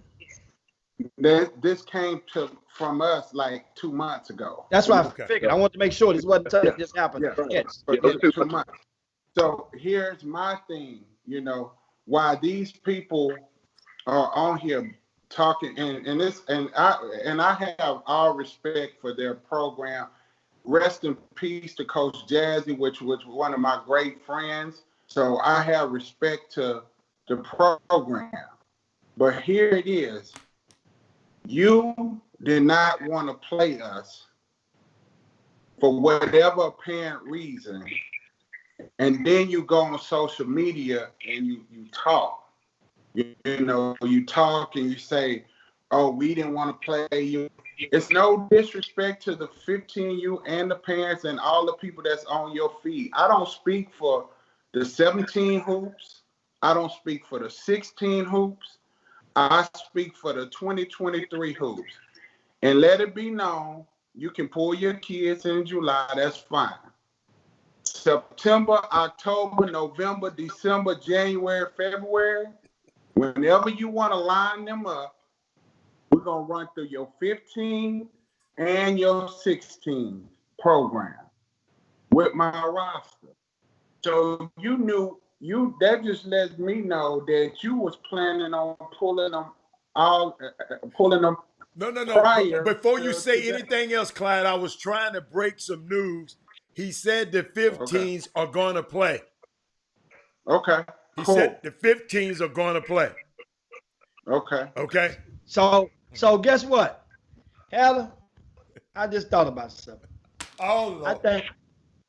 I think as soon as we cut this microphone off on Thursday, guess who the guest? First of all, guess who our guest is on Thursday? We told you guys last week who we supposed to have on last Thursday. We pushed into this Thursday. Remember, PJ Counsnard last Thursday, right? And we had another guest came on with PJ Counsnard, but we couldn't get their Skype in order because he's from the old school, and Skype was, saw a lot of guys doing Zoom. You don't remember who it was? Jermaine O'Neal. Jermaine O'Neal will be joining us on Thursday. This was already pre-scheduled, already before some of this stuff happened. We scheduled this 2-3 weeks ago. And that's how far we have to go out on many days. It's just that what I had for today, don't get it twisted, guys that are watching. We had guests for today. I bumped their ass to next Monday for this right here. So this ain't the shows. We have a schedule full in advance with the Chop Shop. We've grown and earned the way to get to that luxury, whereas we have to go hunting for guests every day. But I bumped today's guest to next Monday. Now, meanwhile, you guys, as you just heard the news, the breaking news, Von Zell says his 15s will be willing and waiting to get, if you want a piece of them, Clyde, I'm telling you. Does that offer still stand? What is it? What is your? So they're gonna play you on Thursday.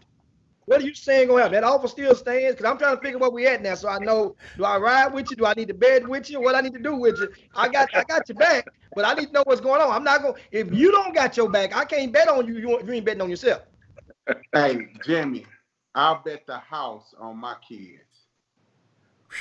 Bonzel, them killers will be in full effect Wednesday night, headed on 45 north. Hold on. And hold on, I gotta tell Bonzel this too. So what I'm gonna do, Bonzel, is I'm gonna play you a home and a home, because we already know how y'all do that home cooking in Dallas. Home and home. So we're gonna beat you in Dallas, and then in return, you're gonna come down to the GMI and play against Jimmy Hicks tournament. You're gonna play against us, JL3, and the Houston Defenders, and we all gonna be in one pool. So that's how we're gonna do it. And to remind you, this is our second time coming to Dallas. In what, Alex? 4 days? 7 days? Well, within the 7-day time span. Hey, Clyde. In a 7-day time. Clyde, can I make an announcement? Everybody on this air, do me a favor. Please wear y'all masks this week. Because I don't want Greg Abbott to shut this. For these next 2-3 weeks, please stay indoors and wear your mask. Because I want to see this. Hey, listen, I don't ask y'all for much, man. Jimmy and I come on this show day after day after day. We don't ask y'all for much. I'm just asking. Wear your mask, wear your gloves, quit slobbing and spitting all on people and all that kind of stuff. And quit going to the club and twerking on people. And for these next month, because I want to see this. Now, Clyde, you can continue, but I just want, I just had to get that PSA out. Now. Yeah. So we gonna give them what they asked for. They want to play us because we were initially playing 16U in Dallas this weekend. But just because they called us out and they want that smoke, I will drop my kids to 15U. What? Franklin, what you have to say about that? Do you concur? Yeah, I got to ride with my guy, man. We got a really tough group of kids. Oh, you saying you got to ride with your guys? That peer pressure, or that you saying? I need to know what you thinking. So there's no peer pressure whatsoever. See, Jim, this how the relationship works with me and Clyde, right? I'm the humble guy. You know, I'm the humble coach. I don't talk too much noise. I call Clyde Suge Knight, Suge Diddy. You know, let him do the talking. You know, and I'm just about the action at any point in time. But I will give you guys a good little quote of a movie that's one of my all-time favorites. In The Last Dragon, my boy Show Enough said, if you get them suckers there at the designated time and the designated, place, we will gladly designate they for dismemberment. So, we good. We good. Ooh. Can we take a quick break and come back right back? So yeah, we got some other breaking news to share with you guys, and I see Buff from DFW has slid into the boom boom room, and shout out to Buff, and he's saying that Clyde is going to bring Bronny and Mikey Williams down from Cali to play in this game, and so we're gonna let Clyde address that when we come right back after these messages. Wow, hold on, Jimmy. Okay, here it is. So many people fought for the right for us to read, and most of us don't take advantage of that. It used to be a bar joke. Y'all like jokes? Y'all like Kevin Hart? Yeah. Charlie Murphy, rest in peace. That was a joke at one time. You want to hide something from a black man, put it in the book. Man, I am in Boston on my book tour for Dear Black Boy. Dear Black Boys for every black boy in the world, also the black men. It's for the black boys who society feels that their only value is as athletes. I always think it's interesting that more black kids don't read, right? Because for 250 years, we weren't allowed to read. Like, we couldn't pick up a book because they understood that knowledge was power. Reading to the kids at the Museum of African American History, there's so many prominent black figures like Frederick Douglass that were in that same space, to have shared that space with my ancestors who were paving the way. I felt like their spirits jumped into me as I was in that room. Think, black boy, think. For your mind is your greatest tool. See, some of y'all think it's y'all footwork. Some of y'all think it's your biceps. Dear Black Boy is about empowering the youth to think differently, to think more, to find value in themselves. To change the way the society sees us, we have to change the way that we see ourselves. Registering their outrage over the shooting death of Alton Sterling by two Baton I was watching the Alton Sterling news, there was basically the first draft of Dear Black Boy was written when I was watching that news. It was more of me screaming at the moment. The game of life is the one game they don't think we can win. But this must be the greatest game ever played. Even if you go to the library now, there's not books that's written for black boys. I want black boys to understand, like, this is for you, it's by you, and it looks just like you. There's no main character in the story because every single black boy is running the race. The book couldn't be any more browner.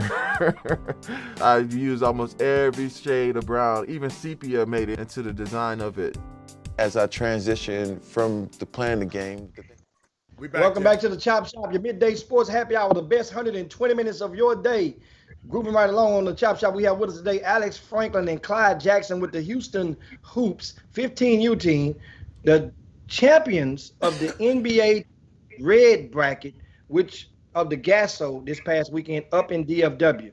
And the Houston Hoops team won 5 games and was granted the championship by way of forfeit after rolling through that bracket.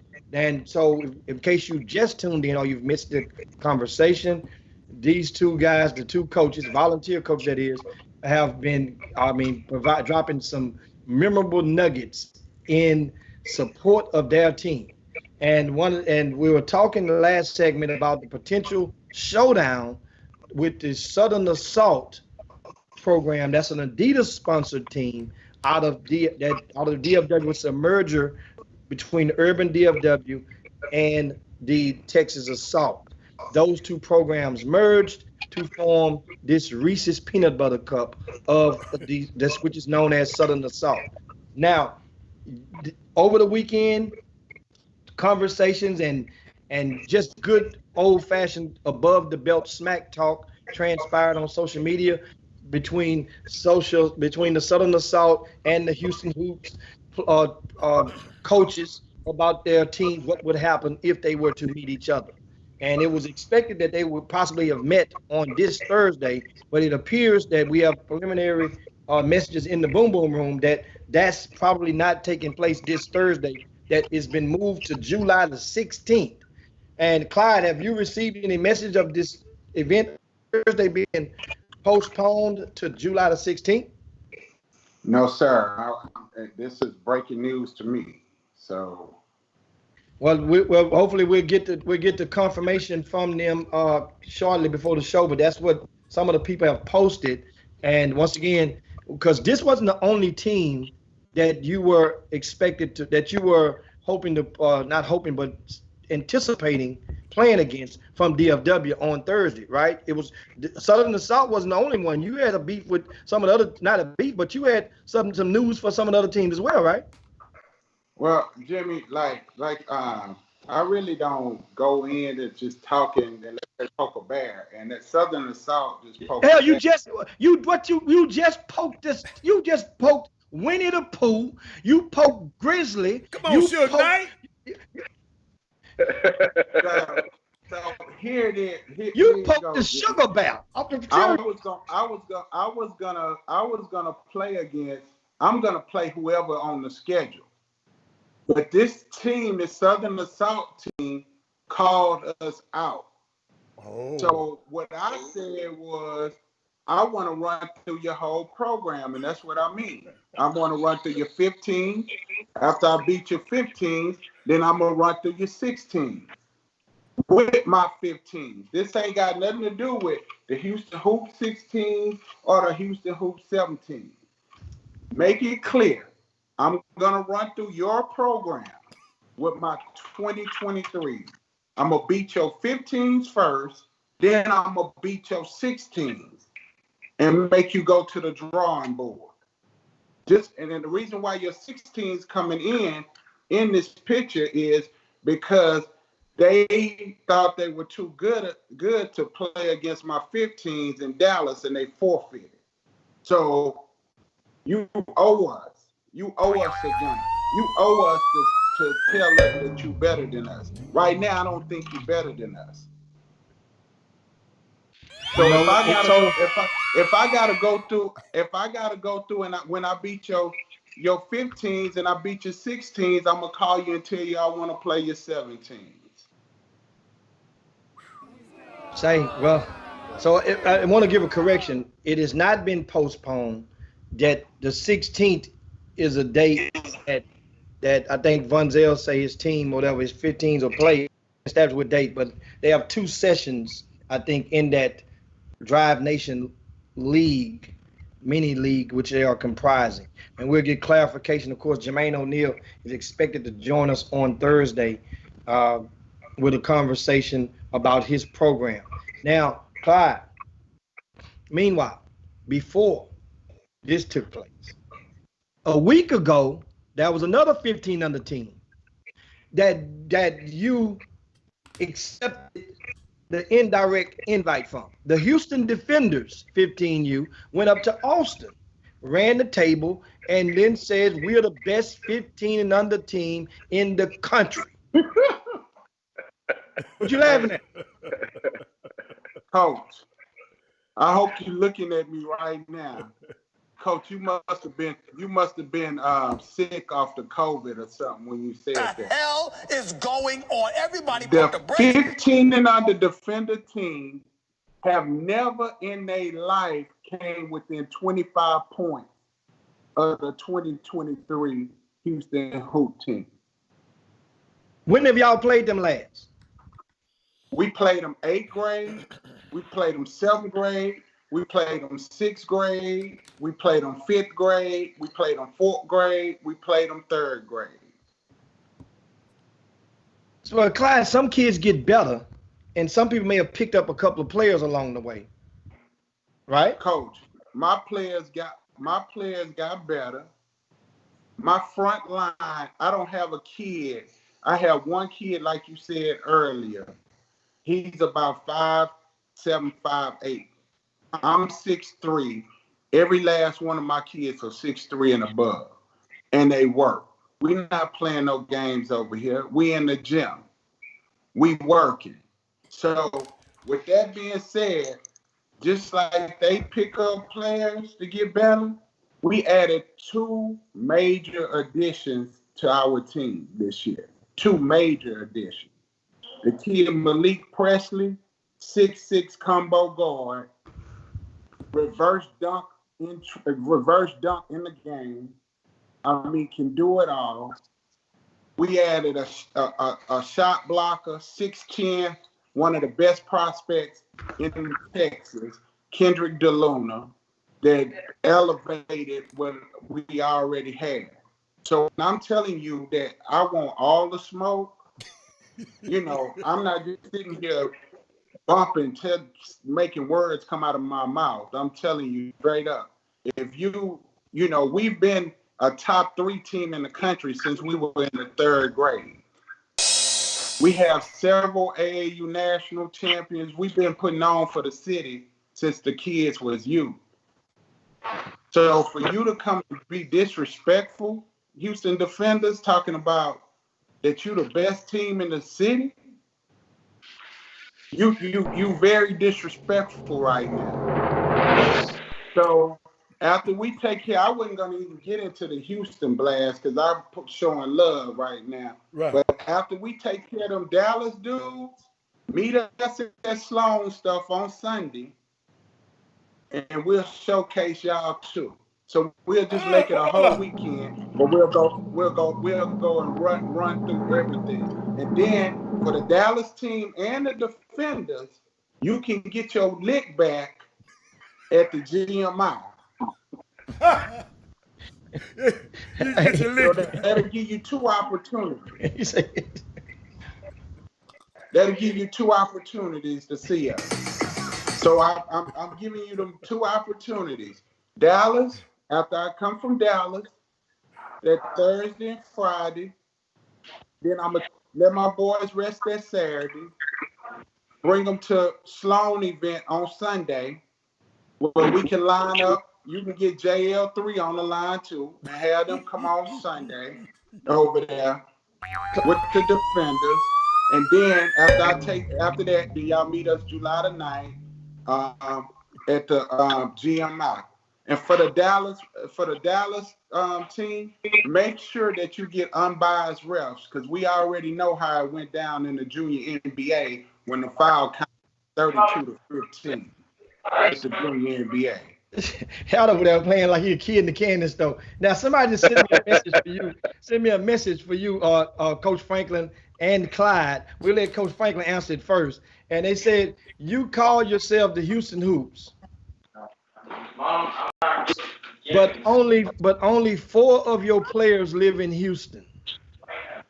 That's hating, man. Go ahead. It don't matter what we call ourselves. Right. We actually, so if you're gonna get it straight, we actually come from blue chips, but we play under the Nike circuit for the Houston Hoops. So everything that's under 8th grade on down is the Houston Hoop blue chips. Everything in high school is the Houston Hoops. So it don't matter where we come. 5 of our players are from Houston. But to have a national ranked team, we play with the best. We all our kids we didn't have for over 4 to 5 years. Besides the little kids. So the foundation, Christopher Lockett been playing with us since the 3rd grade. So the person that was on the that's on the room talking about, hey, the kid been with me since the 3rd grade. And of course, and that's a good rebel. I mean, a good counter. And that's for the question now. Vonzel says, Clyde, what have you won to validate you talking like this with your team? Whatever. That's how I know Vonzel. That's how I know you done just stepped in some shit. If you wouldn't have never answered that question. Asked that question. So what you need to do before your kids embarrassed, you need to go check our resume, and then you wouldn't be sitting here asking that question. So in the country, you mentioned JL3. Now, of course, JL3, in case you guys weren't there, taking it one day at a time, and they're planning to make their debut at the GMI. In case you're wondering, yes, the GMI is still scheduled to take place. However, if the governor or the mayor shut the city down, and guess what? That's an easy decision. That means they've shut everything down. But as it stands, and I was wanting to make sure I get this off my chest so you guys can understand something. There's no way in hell that your energy, and it seems like, well, you guys know and you're quiet when there's a Gasso Austin taking place 2 weeks ago. Then there's a Gasso and DFW taking place this past weekend. On Friday, the announcement was made about the recommendations, no more than 100, how many people. They gave away 25 tickets per team. If you got 6 courts going on at the same time, 25 plus 25 is 50, not counting the players, 10 plus 10, right? That's another 70 per court. That's 420 to 500 people in the gym, in the building at one time. But nobody's going to complain about that. And I don't need you to complain about that. More power to them. But don't you dare go and encompass and see those 2 events come and go. Then come back and say, man, I don't know why they're going to do the GMI. It's a pandemic out there. To hell with that. To hell with that. You don't have that same energy when this white guy doing an event. And I'm playing that card because you know why? Everybody's far too long. We played that card and you didn't count it as trump. The rate is a spade card now, and it's cutting books when you play it right now. So I'm just saying, no, pay attention to the people. Man, why Hicks want to do that? It's a money grab. What the hell you call was in Austin 2 weeks ago? What the hell you call was in Dallas a week ago, this past weekend? And we know what took place with certain teams. That Southern Assault wasn't the only team that endured and in some situations about kids and within the pandemic and COVID-19. We know that. We know from 2 weeks ago in Austin had teams. And Jimmy, no one can say that the kid contracted it there. The kid could have had it before he even came there. And he might have contracted somebody else. So exactly my point. That's why, and so the people understand. A lot of these people, parents that are concerned, will not allow their kids to play. Teams that are concerned will do like what Southern Assault said. We're gonna shut it down. They've had experiences with it. It's hit their program directly. So I understand that. This talk is great conversation and good talk. Yeah, let the dudes get well and go 2 weeks out. We don't have no problem with that. Maybe July the 16th, if Clyde them go back, they get it on after 2 weeks expire. I have no problem with that. But for the sake of this conversation, it's still a conversation. Still mean whenever they get ready, whenever they come out of and to get the team back together, Clyde will say that coupon does not expire. The coupon is right there. And so, but this conversation about the events is that it's far too often that you guys may not pay attention, but I do. Guys will see the other event and really truth be told, if you go and look on that RCS Sports app, go pull the app up and look at the teams that were committed to the GMI before Friday's announcement by the mayor. We were kicking that ass. You guys never thought you'd see a day that a black man would have kicked that ass in that event. Their best event, going ahead, would have kicked the ass. And we good people, but I'm just letting you know, I'm gonna talk my smack as well. I'm first team all smack talk. Hold on, Jimmy. Hold on. I got to get my voice some now. Hold on. All right, now come on back. They see the thing. Man, you gonna go head to head with them? What the hell you mean? This was my weekend first. They went head to head with me. And I told everybody last year, we took a hit last year because of sneaker events. There was only one live period in July. So we took a hit. Right? So I said, just watch, y'all, watch. And guess what? This is what it shows. As you go and you pay attention, the relationships will supersede and what maintains and floats most boats in this business. So the relationships you see, once again, go take a look at the teams on the RCS Sports app. Those teams were there before Friday. Man, did you just say, go look at the app? Did you just say go look at the app? Yeah. That's where the teams are listed at. They're not posted on the web. Go look at the app. I was kicking their ass. I kind of like that. I kind of like that. Most people won't say that. But teams from PQ, they can't be two places at one time. We at the bulk, as far as the potency of the top end of the teams. That's how big events are judged. I got you. Not the amount of teams, the potency, not the quantity, but the quality of the top end. And that's the thing that's measured. And if I'm lying, stop me. Now, what's going to happen is I expect that once again, the GMI, as we said, is proceeding and going to take place. I expect for people to call the police. I expect emails to go to the mayor's office. I expect all that to happen. It happened before the icebreaker. So if it does, it's no problem. It just won't take place. But you guys will know what's documented, what was on the deck, what was on deck, and what was going to happen. It was going to be off the chain. And it's still hopefully, guess what? We don't know. I'm not going to defy the government's or the city's orders. I'm not going to do that. So let's get on back. Yeah, let's get back. Let's get back to our guest, Jimmy. I had to get my infomercial in there real quick and get something off the test. Let's get back. Hey, Coach Clyde. Hey, Clyde took me on a. Clyde, I'm going to edit all of those sound bites. I'm going to edit them and I'm going to put them in the hall in the archive. But now, Clyde, your event. I mean, you still going to Dallas this weekend, right? We're going to Dallas. Okay. The only way we won't be in Dallas is if Jermaine O'Neal shut the tournament down. Okay. We going to Dallas. So we were going to Dallas before this guy talked about the 15U. But remember, the 15 you don't have any people as of today that had COVID. He said the 16U.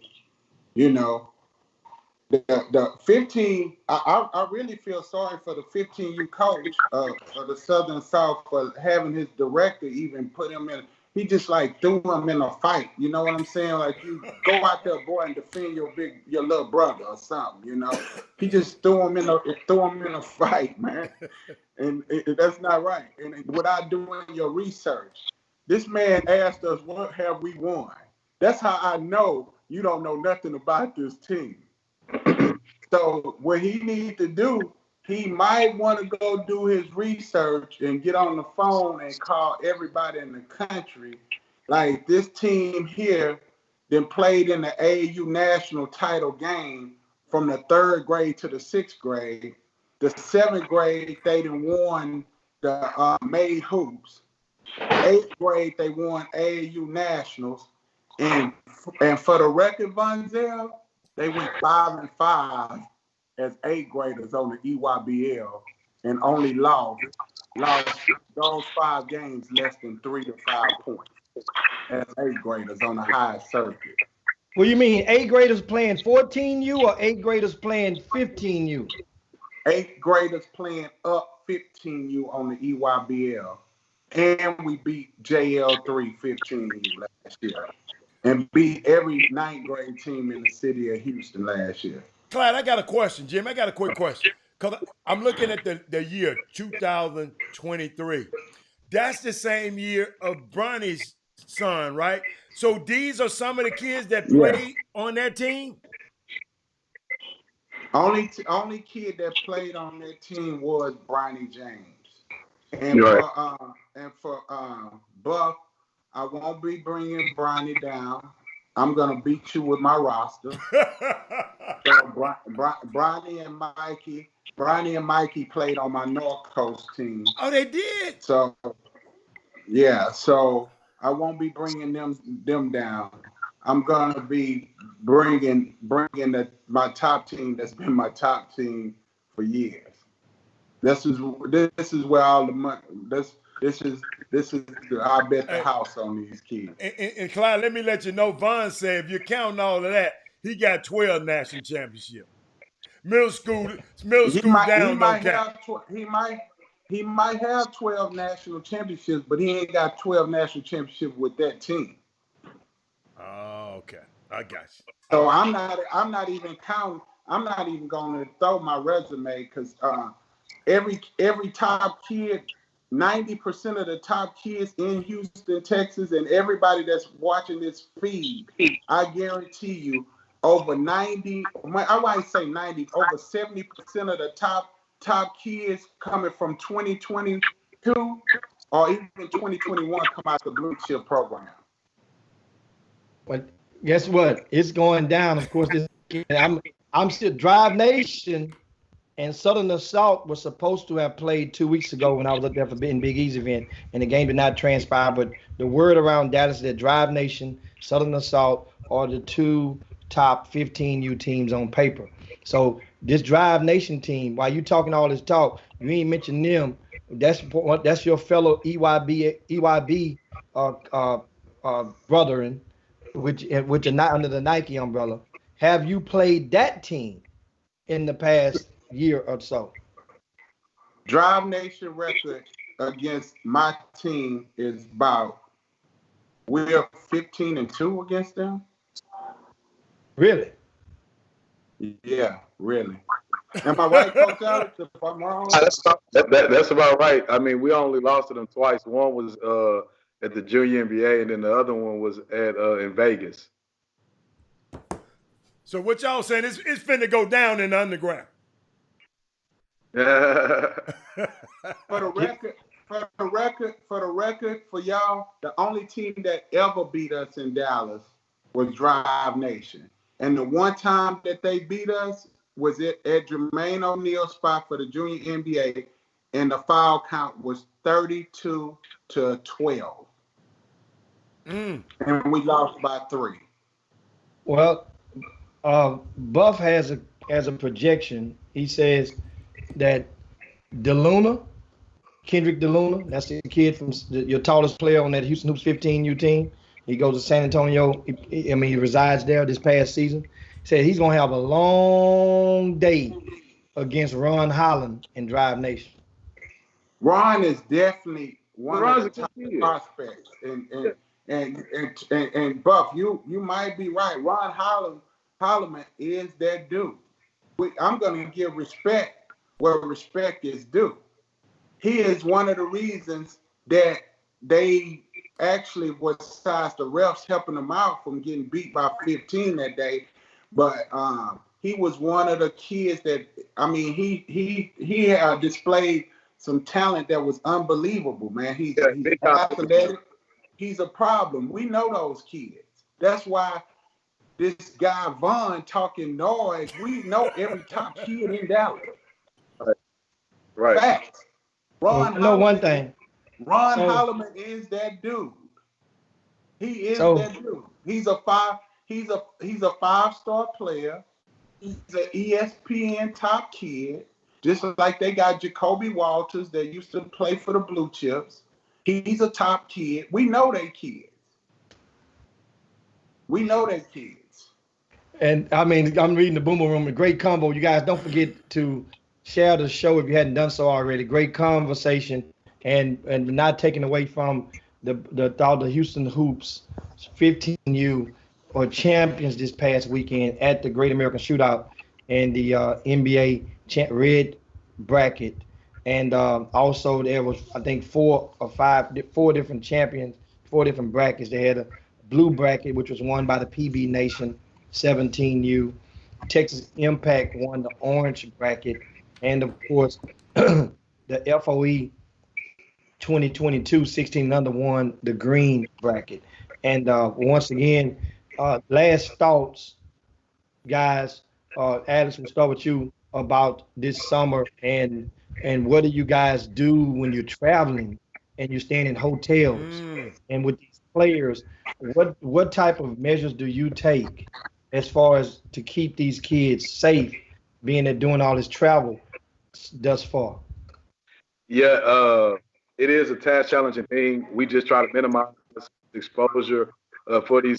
We make sure they remain in their mask and protective items on at all times. And we most of the food that we'll get going out and try to get it coming back into the room. We have plenty of hand sanitizer and Lysol in order to go in and kind of spray down rooms and make sure those kids are protected, throughout the time where we're playing. Throughout every game, we're hand sanitizing the kids' hands and myself and balls and equipment just to keep them as safe as possible. You can only do so much, but you try to, make sure that you maximize, or minimize, let me say that, that exposure to the whole COVID-19 situation. And then also, let me add on to what Coach Franklin is saying too. We've been blessed with this group of kids. We have great parent participation and support. Thank you to my 2023 parents. I mean, y'all are remarkable. They've been down since day one. Those parents travel with their own kids, so we don't have a bunch of kids staying in a room. We don't do that. All our kids are with their family members on trips. So we don't have 2-3 kids sleeping in the bed and things like that. So we have 10 players, all 10 of our parents are going. Well, that definitely, that's a great thing, man. And one thing about it, we would definitely be looking forward to seeing these teams in action if time and opportunity permits. Want to thank you guys, Alex Franklin, Clyde Jackson, for the conversation. Thank you guys in the Boom Boom Room. It's been great, even in the YouTube feed. Give it a thumbs up if you hadn't done so already. of course, in the Facebook feed. Make sure you share the show to your timelines, your friends, your hoop groups, and alike. Shout out to Tyrone Irvin, who slid up in here late on us and just slid up in here. And we would have a great conversation, which will on tomorrow. Adam, what we got? We got something for you guys. Speaking of black magic, we're gonna talk deal with a lot of things we didn't get a chance to get to today. But tomorrow, did you guys know that there's only one established search firm in the United States for collegiate men's basketball? One? One. Okay. Black owned. One black owned. There are many people out there who can get guys jobs, who make a phone call or two. But you talking about I'm talking about this on the documented on paper, got the paperwork. They are a search firm. And this gentleman, his brother, is going to join us tomorrow. His name is Herb Courtney with Renaissance Search. I can't wait to talk to him. And you guys can look that up. Huh? I can't wait to talk to her. So, I mean, this is a great thing. I mean, think about it. And just, think about how the system is. The system. Most of our players are what? Over 70% are black in basketball. Think about the ratio of black assistant coaches versus black head coaches. And firms who are used to identify a lot of these head coaches it's only one, and he just opened in 2020. Something scary. No, so we're gonna talk about that. It's not scary. It's just cost. Well, I mean, it's scary when you think about it. How to control if you're not part of this certain loop. You got to be part of. They're the only ones that can get you jobs for the most part. Unless you have already reached a certain status in your professional career, then you can walk right in through the back door. But otherwise, you got to get into a long line. And this should be a great convo on tomorrow. How just said you can't wait to talk to him. I can't wait either. And yes, Tim Littlefield, shout out to the young man who they featured on BET Award last night, who was the first black valedictorian at Princeton. Yes. And that's it. Guess what? We moving furniture around the room, man, as you guys can see. But thanks so much, guys, for tuning in. Coach Franklin, man, appreciate everything. Thank you guys. Coach. Much success. Hey, thank you guys for having me. It's definitely a blessing, man. I'm coming to watch. My mama. You know I'm coming to watch y'all now. You got. Say, where your little man at, Howard? Where your little man at? Which one? The little kid you've been talking about every summer for the last three summers. We ain't heard you say his name all this. Money Mike is in 2005. I mean, 25. He young. We coming along. He said his name yet. I want to make sure he's still existing. Money Mike. You gonna hear about Money Mike. That's all I can tell you. You gonna hear about Money Mike. We don't know if he good money or monopoly money. We're gonna know that in a minute. That's what this season. But anyway, get time to slide on down Dino's back and yabba dabba do this thing for the day. Appreciate everybody. Thanks so much. Come on back tomorrow and join us at the same time. Let's have a little fun and enlighten and again enhance your midday with the Chop Shop.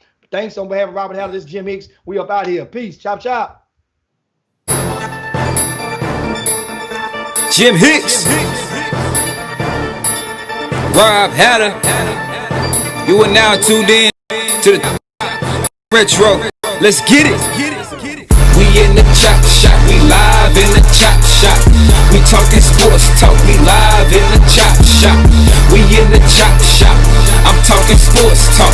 So turn your dials up, it's live in the Chop Shop. We in the Chop Shop, we live in the Chop Shop. We talking sports talk, we live in the Chop Shop.